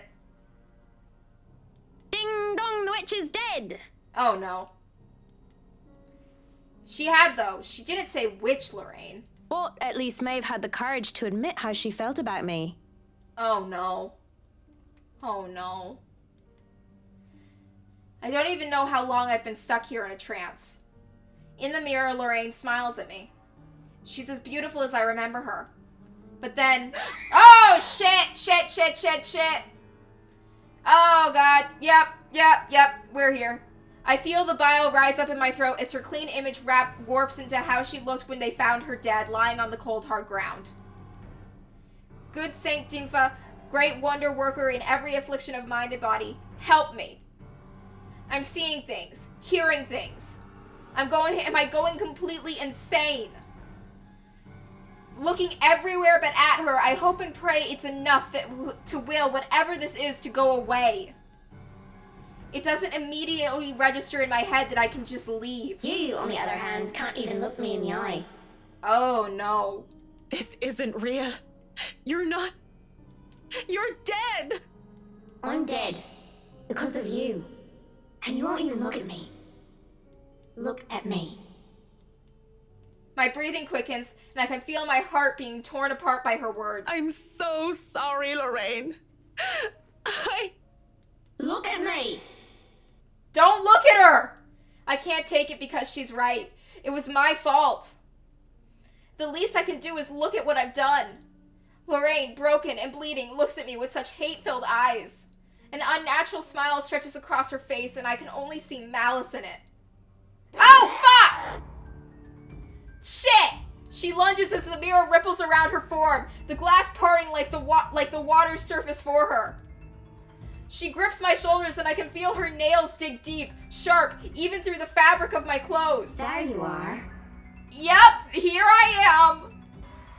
Oh God. A D D D D D D A D D D A D D D. What am I doing? What am I doing? What am I doing? What am I doing? What am I doing? Oh fuck! No.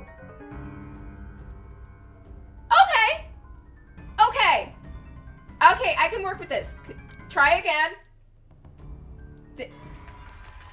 Okay, I just gotta tap fast. I gotta tap fast. Tap. Why don't you love me? She did love you. She was just afraid to say it because of internalized homophobia. Apologies spill through my lips as tears cloud my vision. But I won't give in to this madness. With every bit of strength I have left, I struggle to get away from her. Fear grips and threatens to choke me. I endure, I escape, and without turning back, I stumble back out. Oh, this ghost is not playing fair. In my panic, I don't even care to look where I'm going. With one hand on the wall to steady me, I hobble as fast as I can away from the study. Away from that mirror. Freedom is bittersweet. I'm free from the madness, it seems, as running out into the hallway reveals to be in pristine condition. But it means I've turned my back on Lorraine. Again. Okay, that wasn't Lorraine. That was a ghost imitating her. I'm pretty sure. Probably. Because Lorraine loved you, and I don't think she'd want to kill you, even after she died. Even if you didn't return her feelings at the time, I don't think she'd want you to be hurt. I don't think she'd want you to be hurting like this, because she cared about you. I have no plans of stopping. Not until I know I'm safe. And if that means walking back to the Luxborn, as ridiculous as that idea is, then so be it. Somebody suddenly grabs hold of me, however. Fingers digging deep into my shoulder, and my heart nearly stops. My body seizes and I nearly scream. Marianne, you look awful. I mean, not awful, but... No, she looks awful. She's seen the ghost of traumas past. Did something happen? Are you alright? This is right. Without thinking, I sought comfort, seeing that it wasn't her. It was a sudden, impulsive thing to do. Had I been in better condition, I wouldn't even dare of doing such a thing. But I didn't know what else to do. Though I know I shouldn't, her warmth, her scent, they grounded me. She is intoxicating. Marianne, what's going on? Oh, you're shaking like a leaf. Tremors run through my body as soon as my ride realized I'm no longer in danger. I wanted to cry, scream about what I had seen, but like a scared child, I couldn't control myself. My mind couldn't reconcile with what I had seen. I should just write it off as a figment of my imagination, yet I can still feel her nails cutting into my skin. Are you sick? Should I call for a doctor? I'm sorry, Mrs. Wright. Just feeling a little woozy and lightheaded is all. Let's get you somewhere to sit down then. Come on, don't worry, I have you. A lie. But a whole thing feels a lot less complicated than telling her I was attacked by a dead girl.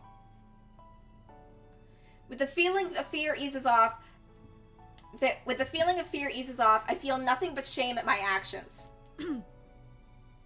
I quickly back away as I clear my throat and nod my thanks. I think I've had enough looking around.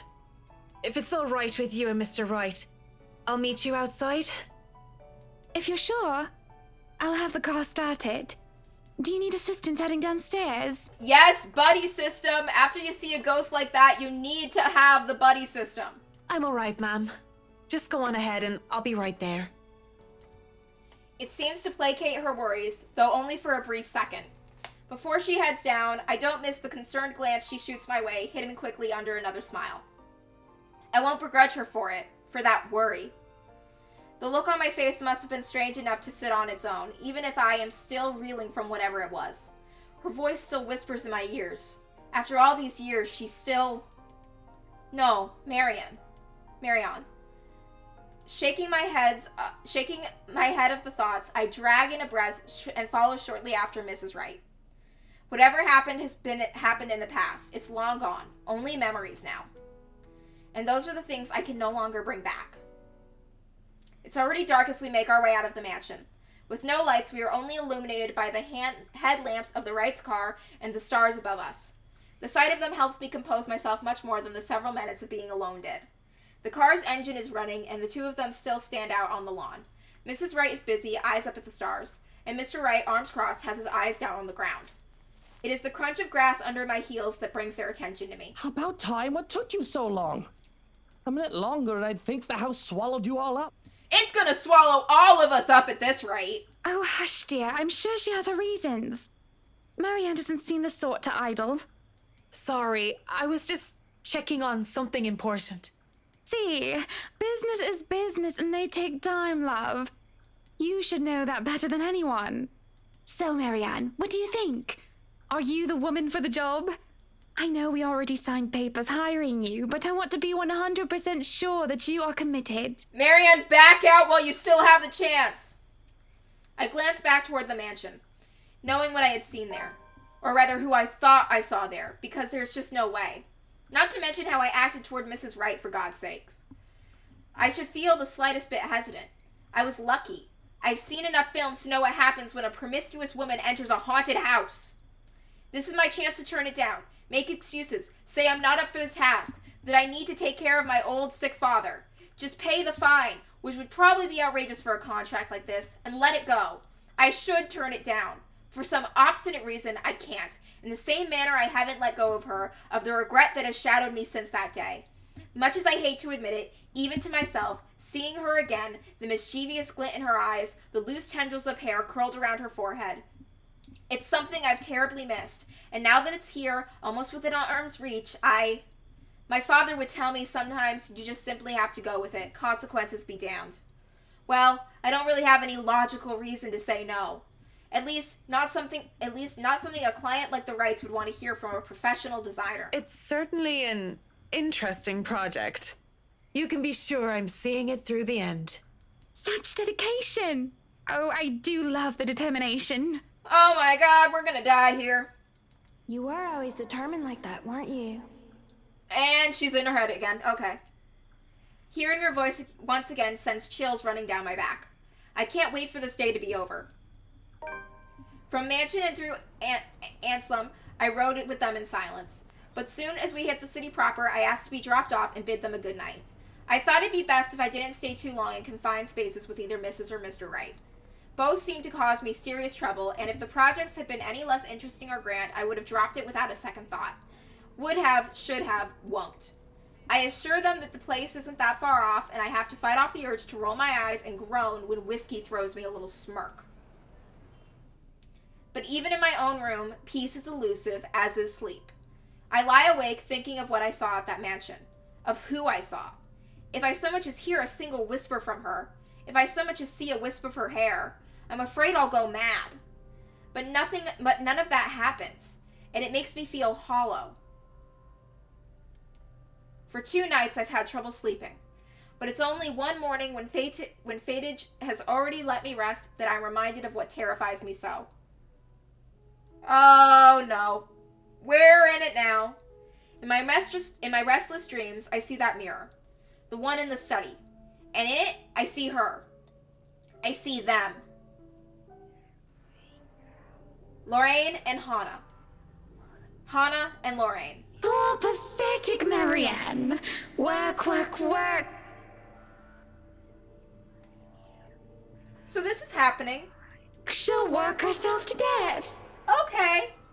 See, she doesn't listen. That's all she did. Look at what happened to me. They talk amongst themselves with cruel smiles and venomous tongues. Or rather, to themselves, 2 heads, 1 body. Oh my god. A horrible mockery of these women as if they were one and the same. More's the pity. Life goes on and goes out, and she doesn't even see it. Okay. Do you think she'll even realize when she's kicked the bucket herself? When they say a person has a hard time telling when they're in a dream, it was true often enough. Even with this bizarre sight, even with the obvious implication that this isn't real, I can't help but feel distressed. Likely. Is that any way to live at all? She might as well be dead. Cruel fate that she's alive and I'm... well... Though they speak into each other's ears, tones low and hushed, I can still hear them clear as day. Their whispers pervade the air, heavy and oppressive. They bury and dig into my head like tiny maggots worming their way into my skull. It's only then that they take notice of my presence. Oh god, that's not good. Their eyes turn toward me and I can only feel small under their scrutiny. Character smiles etch on their faces, mimicking each other grotesquely. Oh, Marianne! How long have you been standing there, dearie? Come join us, Marianne. We won't bite. Yeah, no. Unless you ask, that is.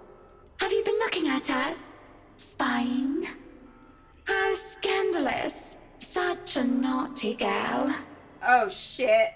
I'm sure you were just waiting for something lewd to happen, weren't you? Pretty sure that was the farthest thing in her mind in this situation. You know she will not admit it. She thinks it wrong. You've said it so yourself. Oh, shit. Yes. She thought me wrong, impure, abnormal, because I loved her.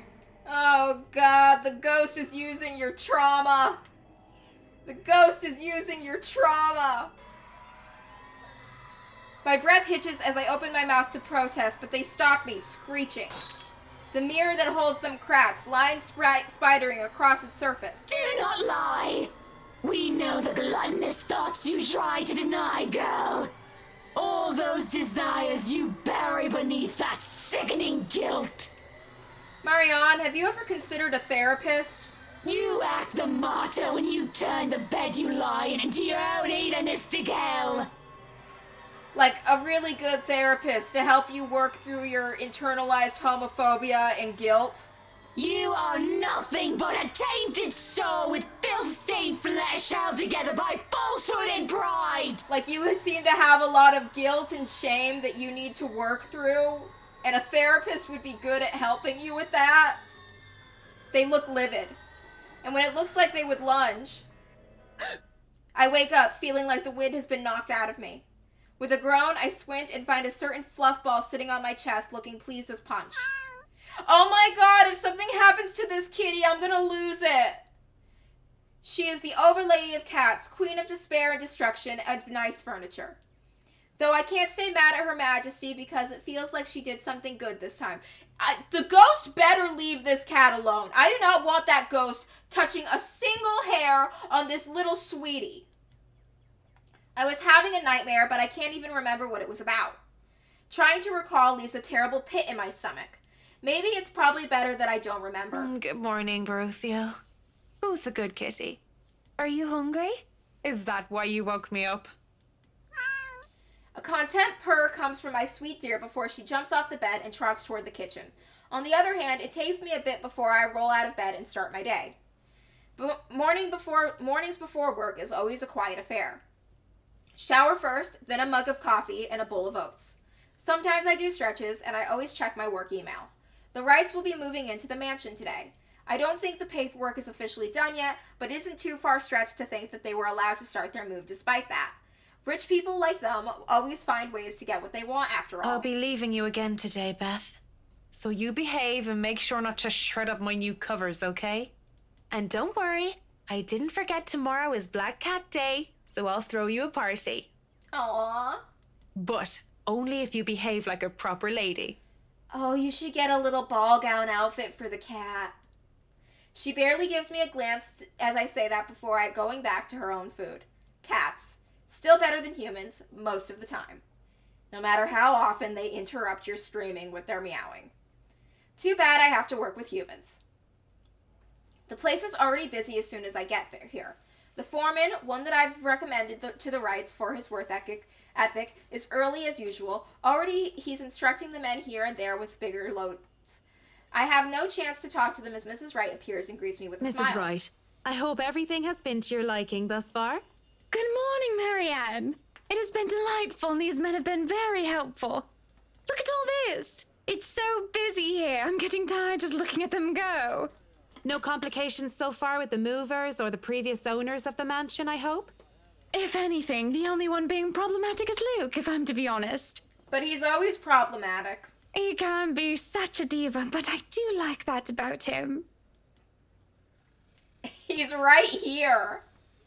She stops, looking at the upper landing where Mr. Wright comes through with two other movers and the mirror from the study. Oh, do be careful with that mirror. We wouldn't want anyone getting hurt because of broken glass. Why are you even having it carried around? Oh?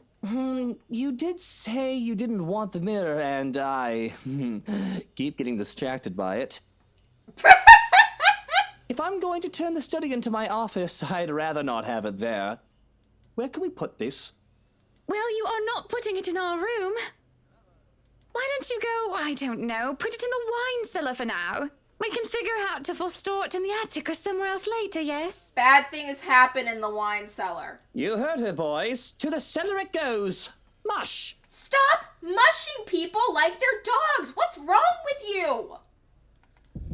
Oh, great. Fucking haunted mirror. The movers bring the mirror down one step at a time, no matter how much the man tells them to hurry.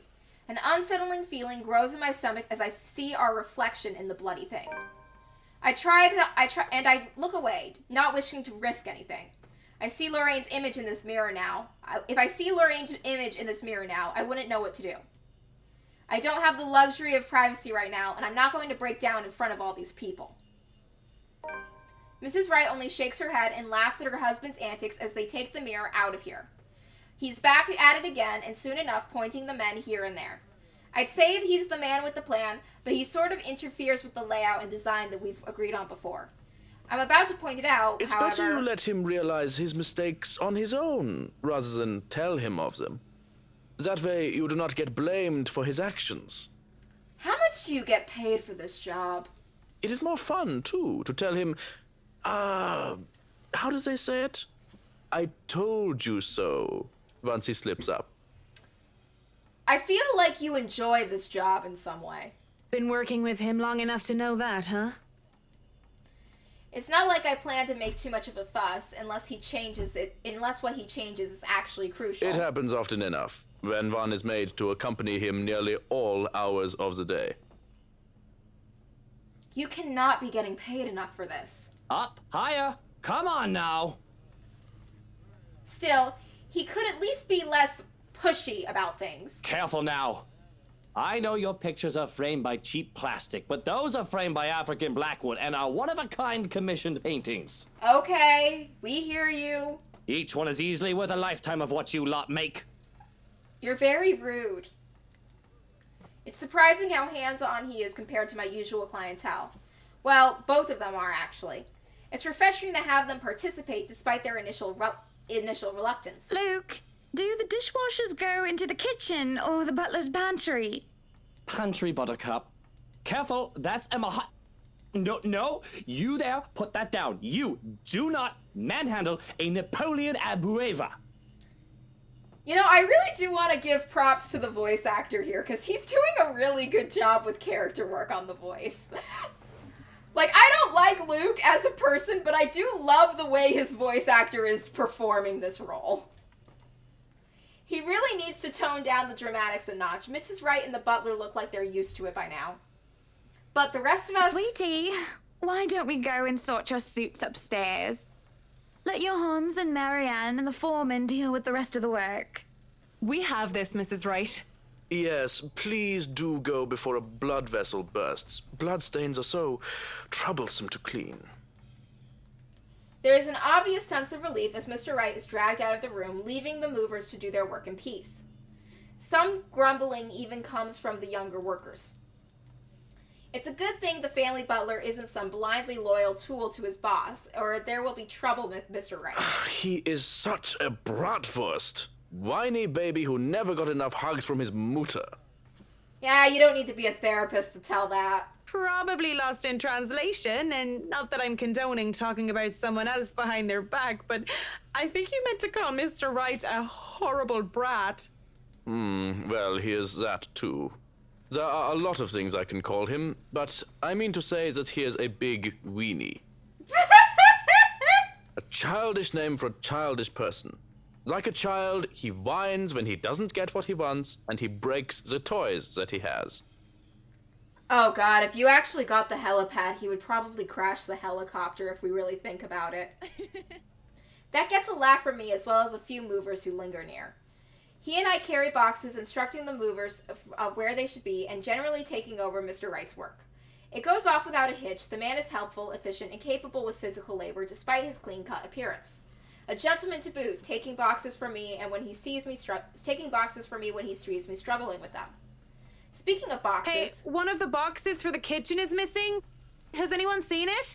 The one with the pots and the knives. Oh great, the ghost stole the knives. The bratwurst had it brought upstairs, thinking it was for the attic. Why would he... Oh, never mind. I'll go get it. Don't! Oh, don't go up to the attic! Don't do it! Bad things happen in the attic! Why even bring a box of pots and knives to the attic? That man is ridiculous. There's probably no point in making sense of what he does,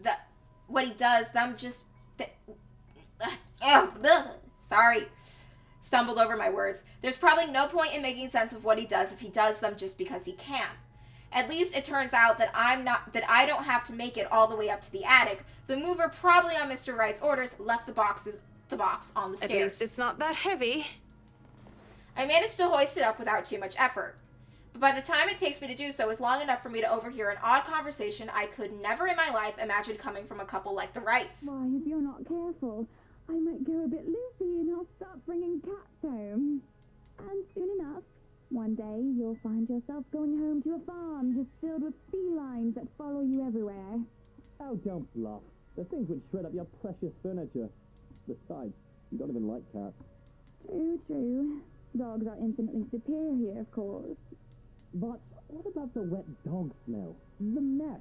I'm not cleaning up after a mutt, no matter how cute. If you think about it, a cat would be better. For once, I have to agree with Whiskey on this, though I can live with Mrs. Wright being a dog person. But as amusing as this conversation might get, I really shouldn't be caught eavesdropping or slacking off on the job. At most, I should be looking at the ways of possibly soundproofing certain rooms, perhaps bringing it up if they don't realize the lack of it. I should really move on. It's not appropriate to eavesdrop on other people's conversations. No matter how bizarre their conversation might get, I really must go. Not to mention, just standing there, I have no reason to loiter. When I have no more reason to loiter, just feels wrong. Besides, the magic word here is privacy, and I respect that. Keep it in mind, and I won't have a guilty conscience filled to the brim with secrets of the rich and famous in my hands. I take it down the stairs 2 steps at a time. If I wasn't in danger of getting stabbed by my baggage and nobody else was in the... I take it down the stairs 2 steps at a time if I wasn't in danger of getting stabbed by my baggage and if nobody else was in the foyer. But as Johannes takes the box from me, I only give him a small smile. There was no reason to gossip about the peculiar conversation of his employers. He's probably heard much odder things from them, and he doesn't seem to be a cat or a dog person either. As soon as I follow him into the kitchen, he raises a hand to stop me. 9. I know you are a very skilled architect, and I have seen your work. But this shall be my kitchen, and I shall fix it according to my wishes. Yeah? It's your kitchen, man. I respect that. Kind of weird. Anyone would think that pots and knives are supposed to go anywhere but the kitchen, huh? I assume he's gotten them confused. It wouldn't be the first time. Confused? How does that even work? I understand covers, carpets, or even curtains getting mixed up. Hey, I'd even understand pots being mixed up with silver decor. But knives? Oh, he has a collection of ornamental ones from his father. It takes them everywhere he goes, wherever he moves. I guess that makes sense. A bit. Still odd. He merely shrugs before going back to work. The movers work efficiently even when they're left alone, and they do quick work of their responsibilities. The head foreman comes in, standing in the doorway to consult me with this or that, and I have to go help out every now and then. But they pretty much have everything up to standards. They skip lunch entirely, not even realizing when they do.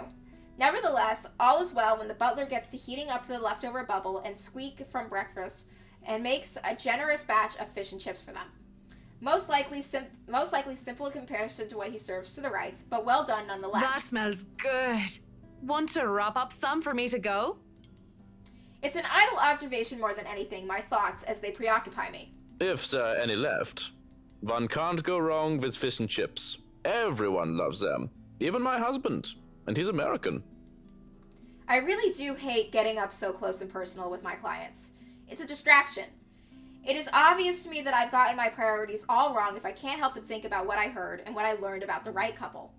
These things have a way of creeping up on a person, thoughts, ideas, whether they are fact or fiction. They creep up and fester, crawl and writhe in a way that twists. I hear giggling, delighted and mocking. They creep up and the sensation of fingers ghosting briefly on my arm causes me to freeze and hiss. Don't! I half expect her to be there. Whoa, no need to scream bloody murder. It's just me. Quiet down before you break glass. You startled her, man! But it's just whiskey. Don't do that again. Ever. I don't like being scared. And I don't believe in the likes of... I don't like being scared. Though I don't believe in the likes of it, being startled is not the top list of things Marion liked. Lucky for him, I have nothing within reach, or he would have gotten on friendly terms with something like a rolling pin. What was with that reaction? Were you really scared? Yeah! Has Johans been telling you ghost stories? He just loves to scare people. Isn't that right, Brother Gurium? The butler's expression is unreadable. I hardly see any emotion on his face to begin with. I've hardly seen any emotion on his face to begin with since I started working for the Wrights, aside from vague amusement. There must have been something there, though, judging from Mr. Wright's own content look. The expression on Mr. Wright's face is almost cruel. Oh, well, this can't be good. But neither of them spoke, even as Johannes leaves the room to serve the workers their late lunch. So, now that we're alone, Marianne, what are you so jumpy for? Dude, your house is mega haunted. I was just thinking about all the urban legends the movers have been telling me about this place. Don't tell me you believe in that tosh. They're nothing but tales made up to scare children. Oh, we'll see about that, buddy. Timmy, Billy, don't you dare go up to that big mansion and get in trouble there. The ghosts are going to get you. That's a boring way to look at it, but that's usually what it is anyway, no? Like I said, I was just thinking. It would be a relief, actually, if those rumors of this place being haunted is true. That just means I'm not going bonkers. Hearing, let alone seeing a dead person isn't exactly the symptoms of a healthy mind. Sure, it means there would be such things as ghouls and goblins, but at least I'd be sane.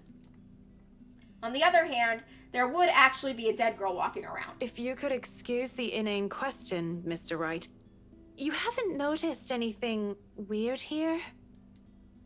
A simple enough question on the surface, yet I noticed the man stiffen as the question leaves my mouth.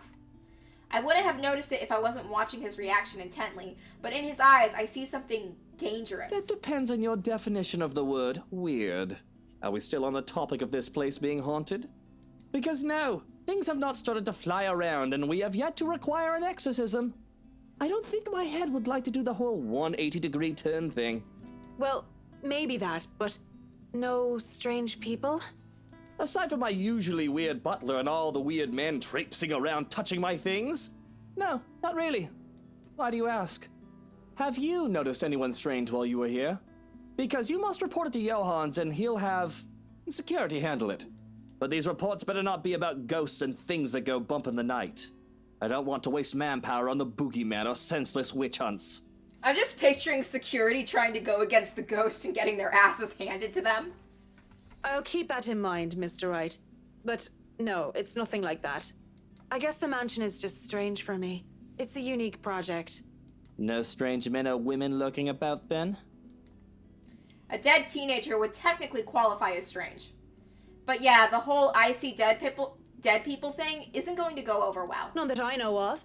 But I'll inform Johans immediately if something comes up. I'm serious, Mint. You see anyone suspicious, and you report it. Immediately. I think that goes without saying. The concern he have on talk of security is quickly gone. His arrogant, smug smirk returns, if a bit subdued.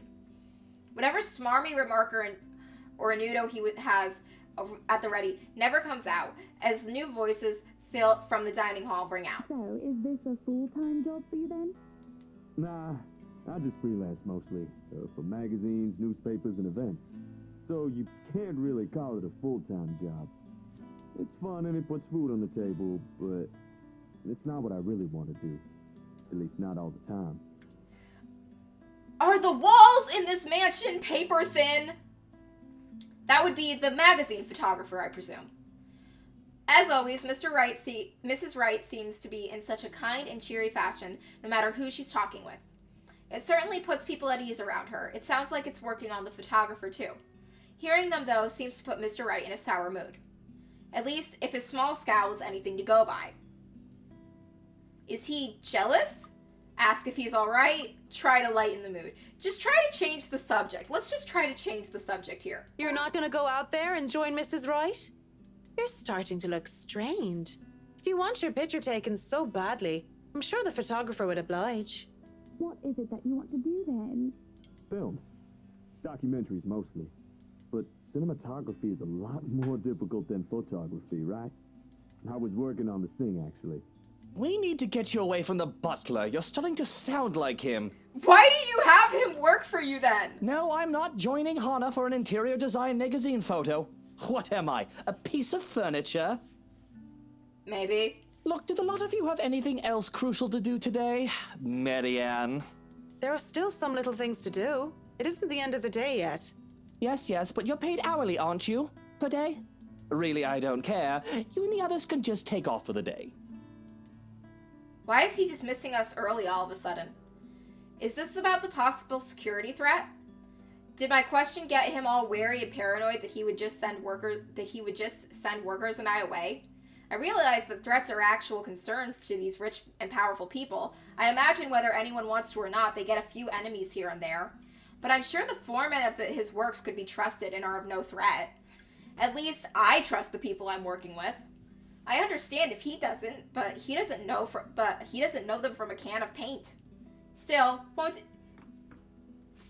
it be safer if there are people around who can watch their back? You're the boss. My being paid by the day aside, I won't be held responsible for any significant delay caused by your decisions. I'll try to get around that, of course, but I'll just remind you of the fact. Whatever, take forever with the house. I don't give a bloody damn. Don't you worry, you're still getting your money. Just sod off, go crawl around a pub and find yourself a good lay. Dude. Paranoid or aggravated as he may be, the conversation certainly didn't have the warrant for that sort of remark. Maybe I will. Walking out the kitchen, I just accept the fact that whatever he has to say will go under his roof. Mrs. Wright and the photographer are still far too busy in conversation to notice me, even as I make my way through the dining hall. Besides, I didn't want to ruin their fun. Well, it wasn't really a big thing. People didn't like Blue Fonzie very much. People don't like a film about colors. I suppose they would have liked Blue Bibby a lot more. Going to the foyer has me stumble upon the family butler once more, who raises a brow at my presence. And where are you off to in a hurry, Miss McCulloch? The foreman is looking for you. The Bratwurst wants us off the clock. He's dismissing us early because of... Oh, I don't know.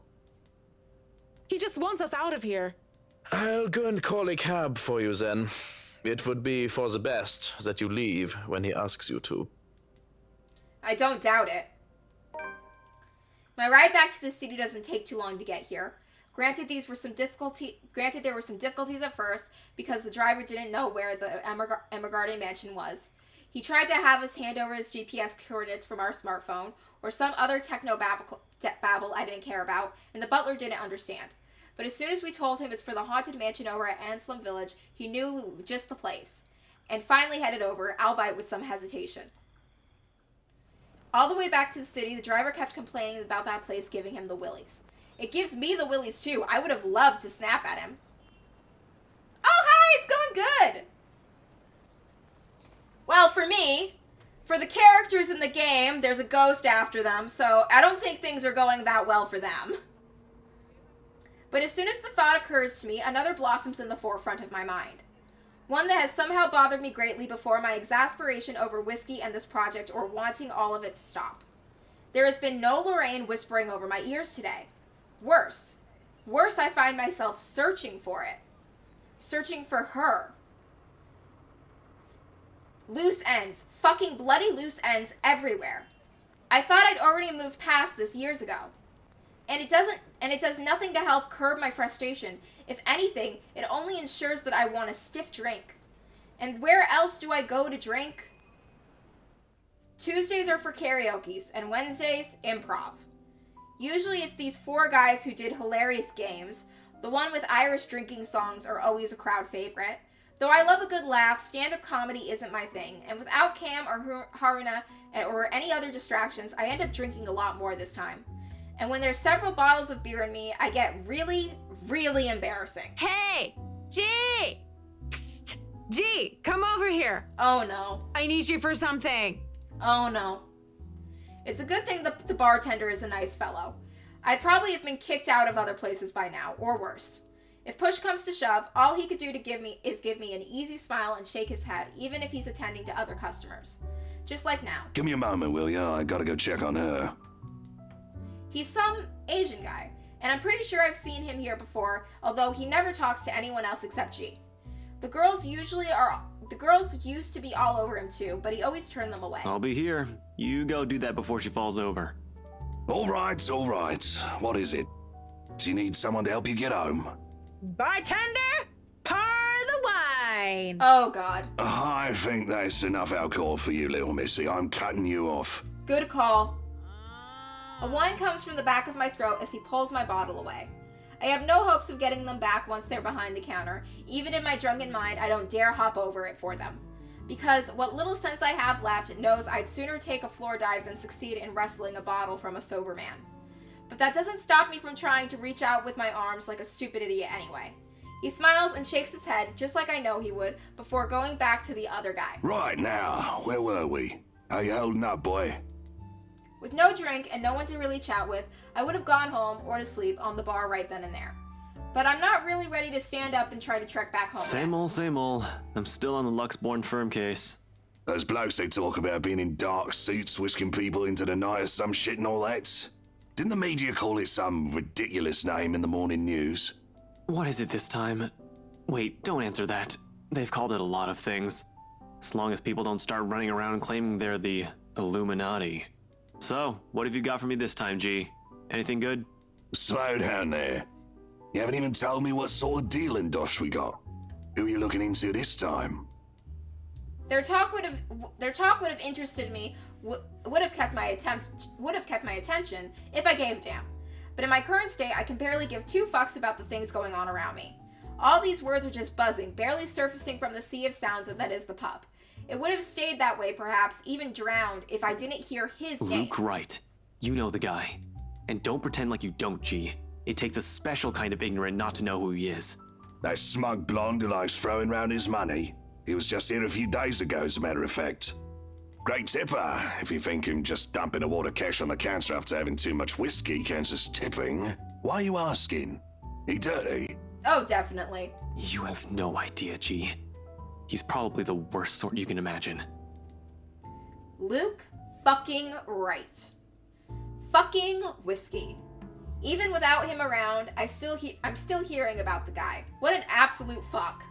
Despite that, I find myself getting up and sauntering over to join them before I pipe up. Is this smart talk about Luke fucking Wright I'm hearing, eh? Private conversation here, lady. There's only amusement on G's face. The Asian guy, he starts to look ticked off as hell. Don't worry, Holmes. She's clean. And she might be able to help you with your, predicament. Course. A drunk's just stumbled through here with what I need. Get real, G. No offense, lady, but you're smashed. She is indeed smashed. I know, right? Nothing beats being drunk after a hard day's work. Especially when you're working for Mr. Luke Wright. So, she works for the guy? Doesn't that make her, I don't know, suspect? I think she's too drunk to be suspect right now. See, have a little faith in me, why don't ya? I don't have much, and you might as well have something to go off. You're the one who was so desperate to come running to me for business. Yoo-hoo! Still right here, fellas. 5'11". Can't miss me. Unlike Shorty over here. Oh god, she's hammered. What's with that mad look? You want to dance, boy? You don't look like you can bust a groove. Oh god. Maybe a leg, but with that fancy coat of yours. To add insult to injury, I move directly behind him and use the top of his head as an armrest. When he shakes me off, I plop into the seat right next to him. Don't try me. You can hardly stay on your feet. That is a true and accurate statement. We don't want to ruin your fancy coat, do we? Ah, children, the both of ya. But you're still standing after all that, are ya? Matt, you see this giantess? She's a legendary regular here. Been drinking like there's no tomorrow. I'm a bit jealous. Can't do that anymore or my liver will give out on me. Good with the mic, too. Don't see you much recently, but I guess you're always busy, aren't you? You're some fancy designer or something, if I remember correctly. Wait, I know you. You were at the open house for the mansion. Yeah, that's right. Marianne McCulloch. I'm a famous interior designer extraordinaire. Ooh, that rhymes. Anyway, you guys were talking about that weenie Luke Wright, right? Or something. Can't really talk about it. I don't even know if I can trust you, even if G said you're clean. But anything would be of help. Well, I don't gossip about my clients, if that's all there is to this. You wanted to gossip about him a few minutes ago, Marianne. And that was the beer talking, not Marianne. You won't mind if we ask the beer a few questions then? Maybe. Depends on who's asking and what they're asking. I feel like the ramblings of a heavily intoxicated woman will not hold up as evidence in a proper court of law. But seriously, that guy is abso-fucking-lutely frustrating. One moment, he's an absolute dickhead. And then he's acting like an actual decent human being the next. I just can't figure him out. I can't imagine how that pretty wife of his can put up with him. If I were her, I'd dump his flat arse straight up. Oh my god. And I'm not just saying that because I think Hannah's pretty or anything. Luke is a catch too, they both are. But I really cannot, for the love of all things holy, see how they even work out together. Luke Wright, have you noticed anything strange about him while you were working with him?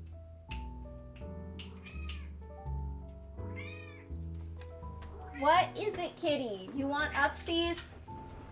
Okay, upsies. There you go. Anything peculiar of note?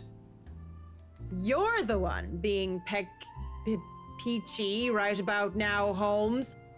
But nah, nothing that comes to mind off the top of my head. He's just like most rich, smarmy arseholes and then some. A giggle bubbles up as I press my cheek against the cool countertop with my eyes shut tight, just because.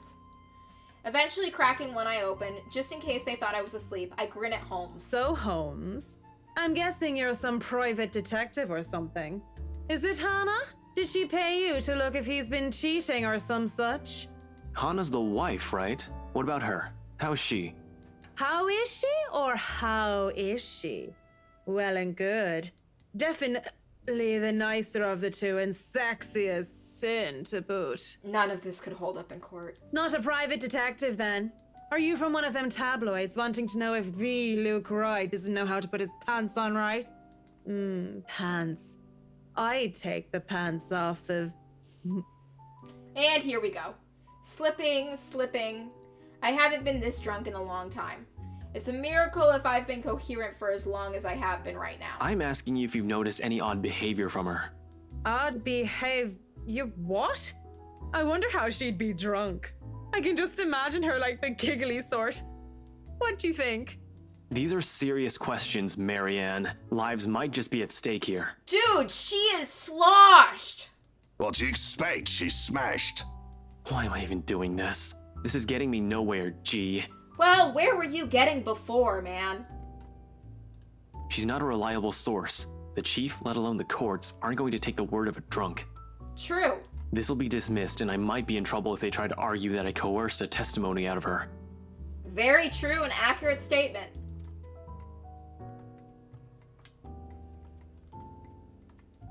Why isn't the mouse clicking? This is a fucking train wreck. Yeah. Well, that's how interrogating drunk people usually goes. You're a fucking train wreck now, if you ask me. Maybe it's about time you apply the brakes and stop for a bit. The wave of despair that comes over both of them is palpable. If feelings had taste, it'd be the bitterer than the beer I'm full of. And it gets me thinking, though thinking doesn't get me too far with this much shit in my system. You know that's not an option. Thanks for being patient, McCullough. Good luck with your work on that mansion. Speaking of that mansion, there's something going on in that place. Something. As ocht day! No wonder Mr. Wright likes it so much. It's as fishy as he is. Rotten bloke. Maybe that Santos girl is really onto something, eh? Suspicious shite, I'm telling ya. Explains why she's so reluctant. What do you mean that Santos girl is onto something? Before I get another word out, there's hands on my shoulders and everything starts to spin. I quickly slaps his hands away the best I can and send him the foulest look I can muster. Take your hands off me, pipsqueak. I'm not a lady who's shaken or stirred unless you want me upchucking on your pretty hair. But it's just like I said. Are you sure you aren't brain damaged or deaf? Santos girl from BRC showed us this creepy letter. You know, just like those spam stuff you get in your emails. And we thought it was some joke or that the girl was just a bit too green to handle a big sale like that. You should have seen the look on their faces when they saw it. Whiskey, that's Luke fucking right, you get me? And the missus didn't look too happy either. I should have taken a picture and posted it everywhere. Marianne, you need to go lay down. When rich snobs give you that face, no wonder the Santos girl went all mental on us. Working with them does that, you know? I think I'm about to. I'm not mental yet, am I? You're sloshed. Anyway, just like I said, in that man... Hey, you okay? Holmes? You're looking a bit shaky yourself there. And he really is pale. Paler than before, at least. I can see the gears turning in his head on overtime. Suddenly, he shoves a card in my hand. On it is his name, Ashton Frey, and his number. But he has second thoughts as he grabs it from me and slips it into his pocket. You're cute, pretty boy. But I prefer blondies. Well, you're not exactly my type either, lady. But listen to me. If something comes up, don't do anything rash. If you think you're in danger or if you see anything suspicious, call me and the authorities as soon as possible. You understand me? That's 99... I know what the damn emergency number is. Are you sure? You're really fucking hammered right now. Right, 999. Good. Anyway, I have to run. See you, G. The guy is quick on his feet, already up and at him as soon as the numbers leave his lips. Watching him as he maneuvers through the crowd of the pub goers is enough to tire me out. Fast as he can, he's at the door and throws us a smile, and that's all we get before he's gone. Just like that. Oi, what about your drink, boy? I'll go put it on your tab then. Holmes boy always like that, G? Pretty much. But what about you? I suppose I'll put your drinks on your tab too. Don't want you to spill your wallets when you look like you're close to spilling yourself. Yeah, and if it's fine by you, I think I'll go take a bit of a cat nap here. Just for a sec or two. Go right ahead. I'll wake you when I close up shop. Oh, God. Mumbling as sleepy as a sleepy thinks, I doze off on the spot, face pressed on the counter. Already, I dread the pain I'll have for sleeping in such a position. But when you gotta go, you gotta go. Oh, great, this shit again. Hello. Oh, Marianne! How long have you been standing there, dearie? Hello, haunted visions of traumas past. Come join us, Marianne. We won't bite. Unless you ask, that is. Not that I can get much sleep to begin with. Okay, so that's happening still. Great. Do people ever have the feeling that they're working on something they really enjoy, but still it eventually tires them out? Because honestly, I've been feeling like You this. have certainly exceeded expectations, Marianne. Everything looks so marvelous, and in such a short time, too. Through moments like these make all the hard work worth it. Definitely. Well, I can't take all of the credit. People have certainly been enthusiastic about the idea of working on the right mansion. There won't be any more problems unless Mr. Wright has any more objections about the second bedroom. Oh, no. We proceed with that room as planned. I already agreed to him having his greenhouse and his vineyard and his stables. He may as well let me have this one thing. We're only about halfway done, but honest satisfaction on a client's face is enough for me to push through. Let's face it, in between my exasperation at Mr. Wright's antics and her, I've been burning the candles at both ends. I can't even close my eyes without seeing a dead girl's face. Dead girl. Dead. She's dead. I have to keep reminding myself that, burying my feelings as deep as they've buried her body, 6 feet under. I shouldn't waste so much time on someone who's supposed to be gone. I've wasted so many years thinking about her already. There should be no need to bother myself with the dead, when I should be bothering myself with the living. Too bad the living are usually as complicated, if not more, than the ghost of the past. But don't you have a party? Yes. But Luke's just being a sweetie, you see. That friend he's visiting, he's having marital problems and he's just trying to cheer him up. It's even more complicated than the living in question, as a pair of rich and famous socialites way past their honeymoon phase. And I've been somehow roped into being a relationship counselor. They've been married for a long time and they've hit how do they say it? A rough patch. His wife has a drinking problem and can be very neglectful. The poor thing really does his best to be a good husband. Sure. But it's never enough for her. Sometimes I think it's the years. Maybe it's been so long that they've lost that romantic spark. Maybe they need a divorce. What do you think? If I'm going to be completely honest, I need to ask. This is about you and Mr. Wright, isn't it? Suppose it is. What would you tell me? Then, I tell you it's none of my business. I tell you that I don't want to meddle. But, if the troubled husband with the neglectful wife asked me for my honest opinion, I'd say that he shouldn't base his happiness and his self-worth on someone else. Maybe he should try being independent for a while. See what it's like when he isn't trying to please someone else and doing things for himself. Everyone's supposed to be their own man or woman, right? A bit of breathing room never hurt anyone. We shouldn't let our fear control our lives. Why she thinks a single woman like me would be the best source of relationship advice is beyond me. Still, I talk and answer to the best of my abilities. Without realizing it, I'm already pouring out a part of me that I had thought were long gone. I like to believe my words might be of some help for Mrs. Wright. If I'm being honest, though, they are of some help to me, like some weight has been taken off my shoulders. Lorraine. I really should handle what's left of the work. You won't be attending the party? Oh, you really must, Marianne. The weight of what happened to her hasn't left me yet, did it? Maybe... I'll try to stay in chat. Maybe grab a few bites and a drink, but I can't be around for the entirety of the event. My apologies. Busy, busy, busy. You must stay a while. I'd love for you to meet some of my friends, and they're ever so excited to meet you. You need to say hello to the Lees, at least.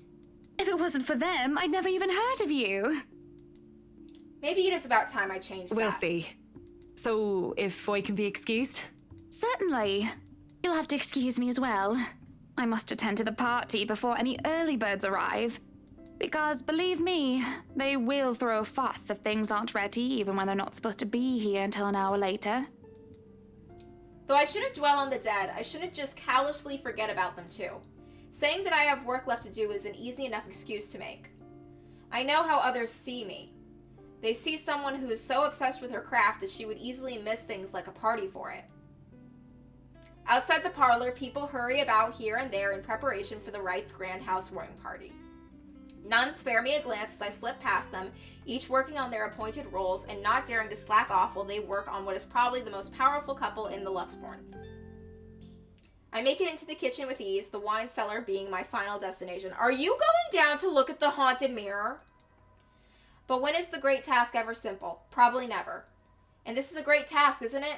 My greatest one yet is being worried that is worthy of being called a quest. Oh my god, she's going to go down and look at the haunted mirror. I'm not acting as Marianne McCullough, the professional interior designer, when I chose to lie about being too busy for the party. I'm Marianne McCullough, a lawful neutral cleric with 9 points in wisdom and 8 in charisma. Just thinking about it like that makes it a bit cheesy, but it helps me with the fear. It helps me overcome the fact that I'm actively seeking out something that has been plaguing me for years. I might face my worst nightmares, or I might see nothing and find myself in image ingrained into a quest fall fat. Oh my god, you're gonna roll a nat 1! And who would have thought that the gatekeeper to my final quest would be someone that I thought would be a valuable ally? Schnell! Hurry up, you snails! We are on a deadline and you are wasting my time! The butler comes from the cellar and into the kitchen, tailed by a couple of others people who I assume are most likely chefs and bartenders. He raises a brow, seeing me just standing there by the hatch by the trapdoor. It almost looks like he's going to throw me out for being in the kitchen without permission. But then, he motions for the others to disperse and familiarize themselves with their surroundings. Meanwhile, he continues to stand there, preventing entry into the darkness beyond. What are you doing here, Fraulein? This is not the place for guests or in an architect right now. I request you leave. I was just looking around for any last-minute things, yes? Yes, you have been doing that a lot. Looking around, snooping about. Now is not the time for such things. If you're not careful, people might think you are up to something. I solemnly swear that I'm up to no good. The look he gives me as he says this is almost chilling. If life was a gamebook, he'd probably be the true neutral warlock guarding the treasure room. A difficult opponent to beat with 9 points in wisdom and 8 in dexterity. Well, I'm not done yet. I actually need to go into the wine cellar. Just need a quick go at the place. Oh, this is such a bad idea on so many fronts. So just don't mind me. I'll be out of your hair soon enough. Go outside, enjoy the party. Bask in the praise and adulation they will no doubt shower you with when the madam speaks highly of you. Surely you've had enough of this stuffy old kitchen by now. You do not want to cause trouble. There are bad things in that basement. Both the Bratwurst and Hannah want this to be perfect. It would be a disservice and disrespect to toe out of line and risk it being anything otherwise. And more importantly, I will be blamed for any failure that happens tonight. His intervention almost turns me away. It should! You need to leave! Look, if you want to confront the trauma of your past, go to a therapist. Go to a trained professional. Don't go into the creepy wine cellar in the haunted mansion to look into the haunted mirror that's showing you the ghost of your dead lost love. Maybe this is a sign I'm not meant to seek Lorraine out, but... Please, it's really important. 15 minutes. 10 minutes. Any longer and I'll pull you out of there myself. Good, we need the safety line. The Bratwurst would be furious if he thinks anyone is touching his precious wine without his permission. Thank you. This seriously means a lot. He steps aside begrudgingly. At this point, it looks like there's no turning back. The cellar greets me ominously as I descend.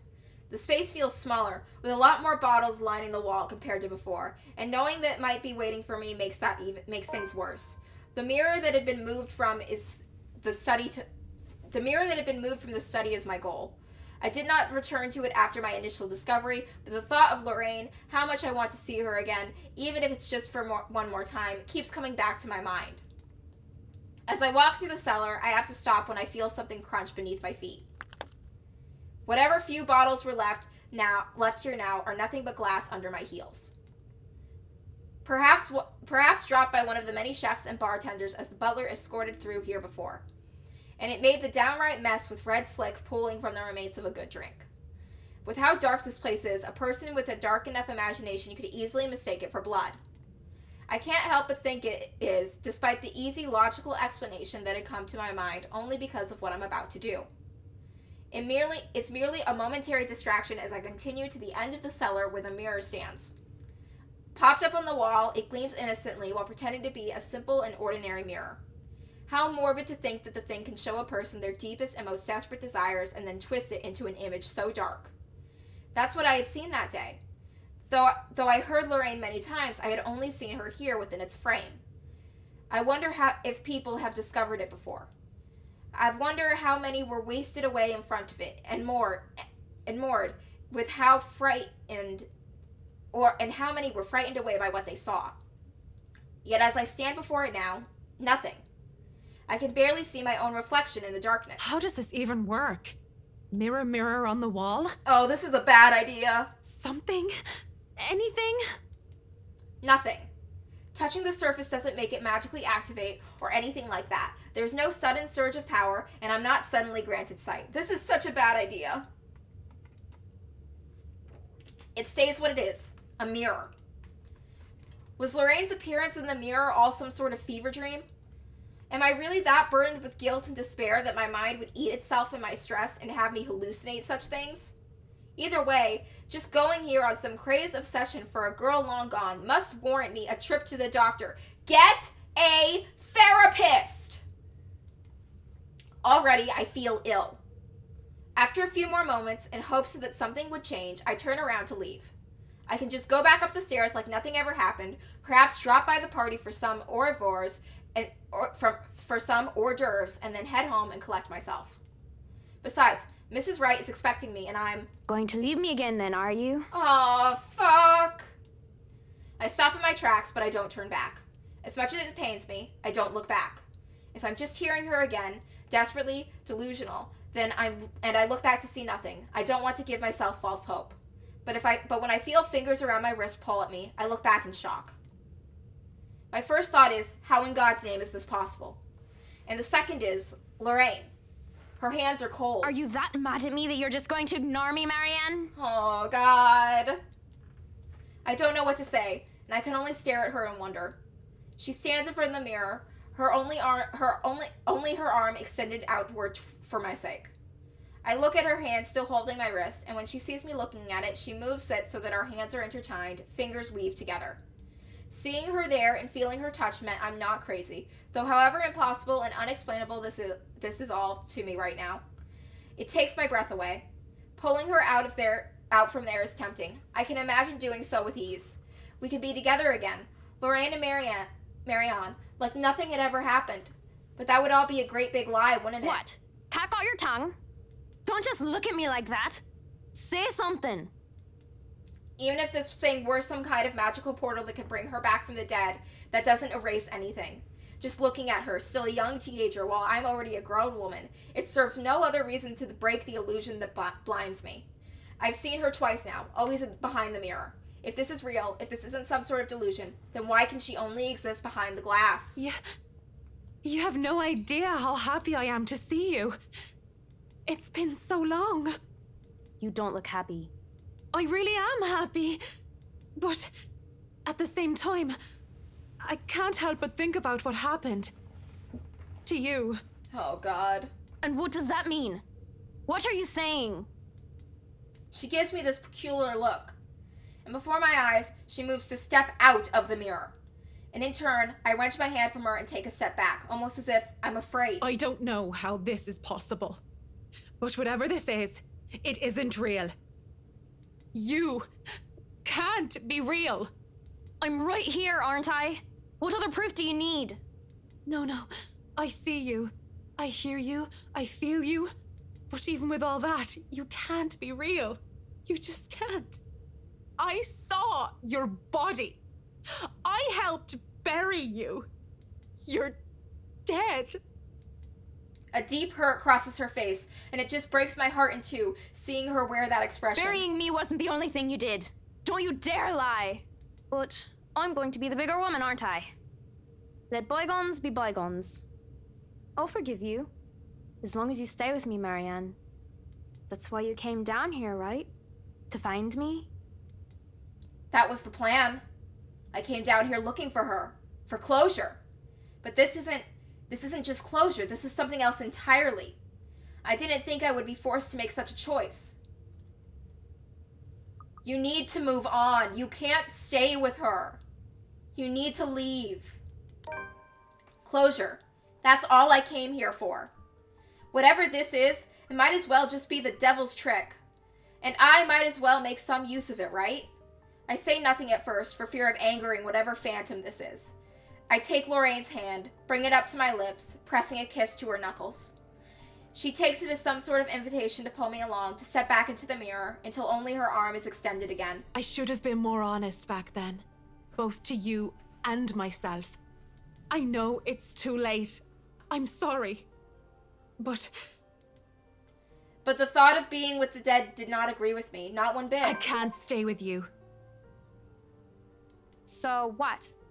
You're going to leave me for some old trophy wife? That's it, isn't it? You're going to leave poor Amy Lorraine and go after the next rich, pretty blonde that you see. This is a mistake. All these years, guilt has been my driving force. I felt so guilty for what I did, what I didn't do. She thinks she can guilt me into being complacent, but she realizes otherwise I'll pull my hand from her. Oh, God. And going by the look of anger on her face, an anger that runs cold, she did not like the fact that I'm not some puppet on a string. Had she chosen her words carefully, I would have accepted whatever punishment Lorraine chooses to give me. Guilt had ran my life, and it might as well have ended it, because I deserved it. But what I did to me. The blood in my hands is mine, not yours. Whoever or whatever this shadow is, my gut tells me that she's not Lorraine. Yet I keep talking as if she is. I broke your heart, not your neck. Don't you dare deny it! It was your fault! Because I loved you more than I dared to admit? Yes, that was my fault. But I never meant to hurt you like that. Despite my words, no matter how sincere they are, she appears angry, enraged in fact. It's been years since I last saw that face. Even now, the memory of it is still etched deeply in my mind. The hurt, the tears, the hate spilling from her eyes that day, the moment I rejected her. Rejected myself for who I am. And she definitely will hate what I'm about to do next. To my left, a wine rack.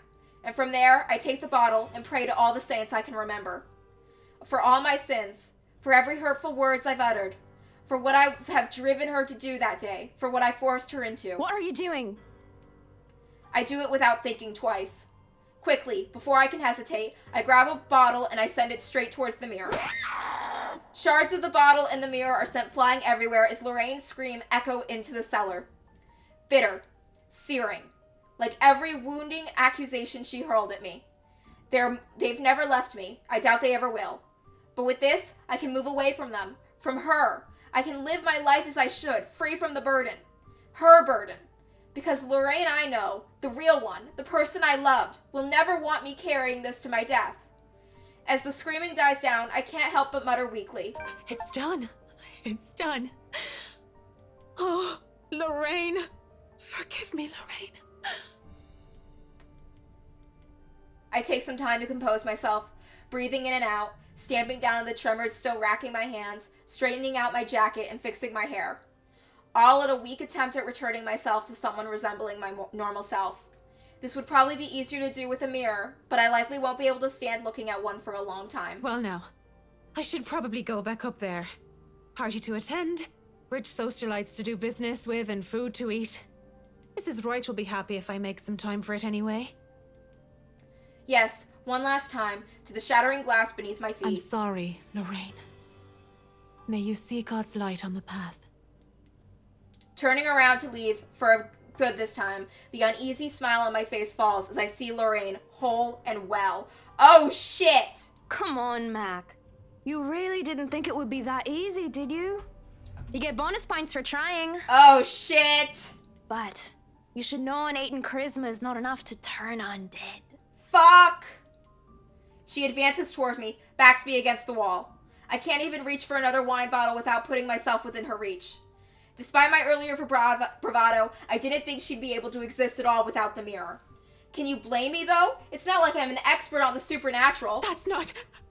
You shouldn't be... What? After the mirror? Did you think just moving on will erase what you did to me? Oh, God. You're nothing but a murderer, Marianne. A murderer! Stay back. You're not real. Leave me alone. Stop.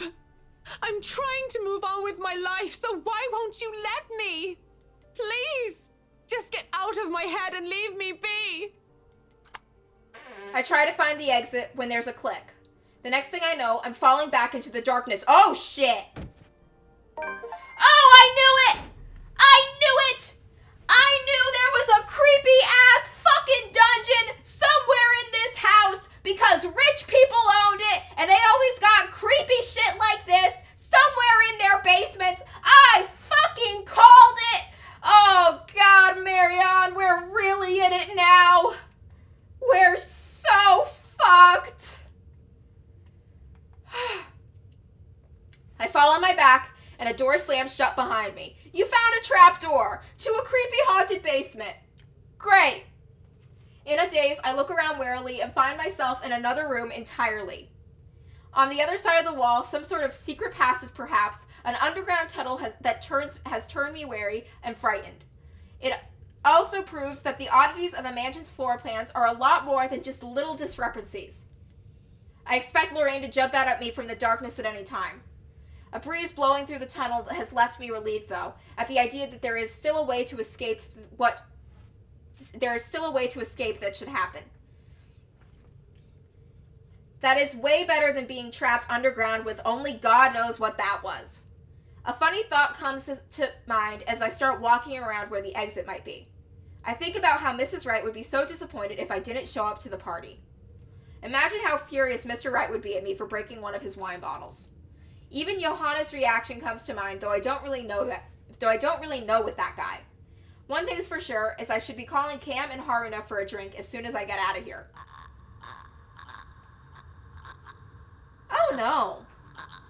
Well, if you get out of here. That noise has me wary. Yeah, me too, sis. Oh, great. There she is. A ghastly thing, a corpse of a woman, leans on the wall. Her arms and limbs, almost every inch of her body, is peppered with wounds and rotting flesh. And it's then that the putrid smell of blood and gore hits me, making it so that I don't even question how I missed it in the first place. How long has this been here? Run! Oh, that smell. Oh, you're a nasty one, aren't you? Run! I flinch as the thing twitches.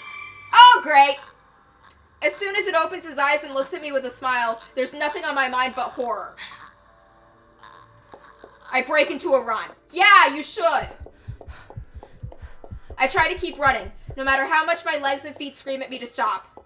I keep going, even when I look back and see nothing of her anymore, because I can still hear her. The scampering of her feet, the words she tries to form with her bloodied mouth, and the painful sounds as the bones grinding against each other as she moves closer and closer to me. How long are these damn tunnels? It's a creepy, haunted, rich people basement! They're going on for eternity! There's a split second where I don't know where I know that thing is behind me. A strange sensation creeping over my limbs when her presence looms over me. And then suddenly, I can't even do anything before I'm yanked back by the hair and pulled back. Still, I struggle up, and I'm thrown to the side like some rag doll. I hit the ground on my side, and the musty smell of old hay that reaches me is my only indication that I'm still alive. Please don't hurt me. Oh shit. My body hurts, and I keep my eyes shut, tight, afraid of what might happen next. What's wrong, Marianne? Are you really afraid of little old me? Yes, you're fucking terrifying! There's only dread, seeing as how she's followed me, even here. She looms over me, backs me further into the cell that I was thrown in. Please. It's so cold. I don't want to be alone, Marianne. Well, suck it the fuck up, because I'm not snuggling up with you. Why won't you stay with me? Why would you leave me? Why? Because you're not her, and you're a creepy haunted ghost! What are you? Ghost. Lorraine turns and shifts into that thing from before. And with that same gruesome grin, it takes a step forward towards the cell. Towards me. I barely scramble my knees when the door to the cell slams shut and it just stands there, staring. Shouts for help ring out in the tunnels, but none of them are coming from me. I'm more paralyzed and shocked by what's happening. My throat tightens at being fooled by the image of Lorraine, at the thought of her being trapped down here. So then, where?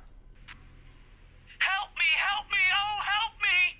Are you getting all this on camera, Carl? What the hell? Yeah, but are you guys sure this is a good idea? We're breaking and entering here. What the hell? Don't worry, the owners of this place haven't been here in a long time. Oh no. Look at this thing, though. It has writing in blood like some cheesy 80s horror prop. Oh no. Oh man, that's genius. What kind of butthead would even take this thing seriously? Maybe we can stick this in Rowan's backpack. That's Juarez kid would panic. Guys? Sup? What? Spit it out. Behind you! There, in the camera, the corner digital comes flickering to life, and the video is played on the screen. It was hard to even consider paying attention to it when my life was on the line. When the ghost doesn't move and the teenagers' mocking shouts of help me filled the cell, I just had to watch. And what I had seen, students, judging by their stamped Goretti uniforms, they were holding... That letter!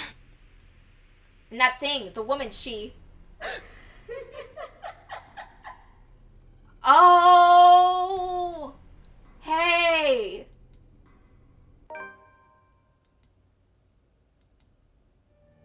Okay, so Marianne's gonna be in a cell for a while. That's where she's at. Hopefully, one of the other characters will find a way to free her. Hopefully. But that's gonna be something we have to try to do next time. 'Cause for now, show's over.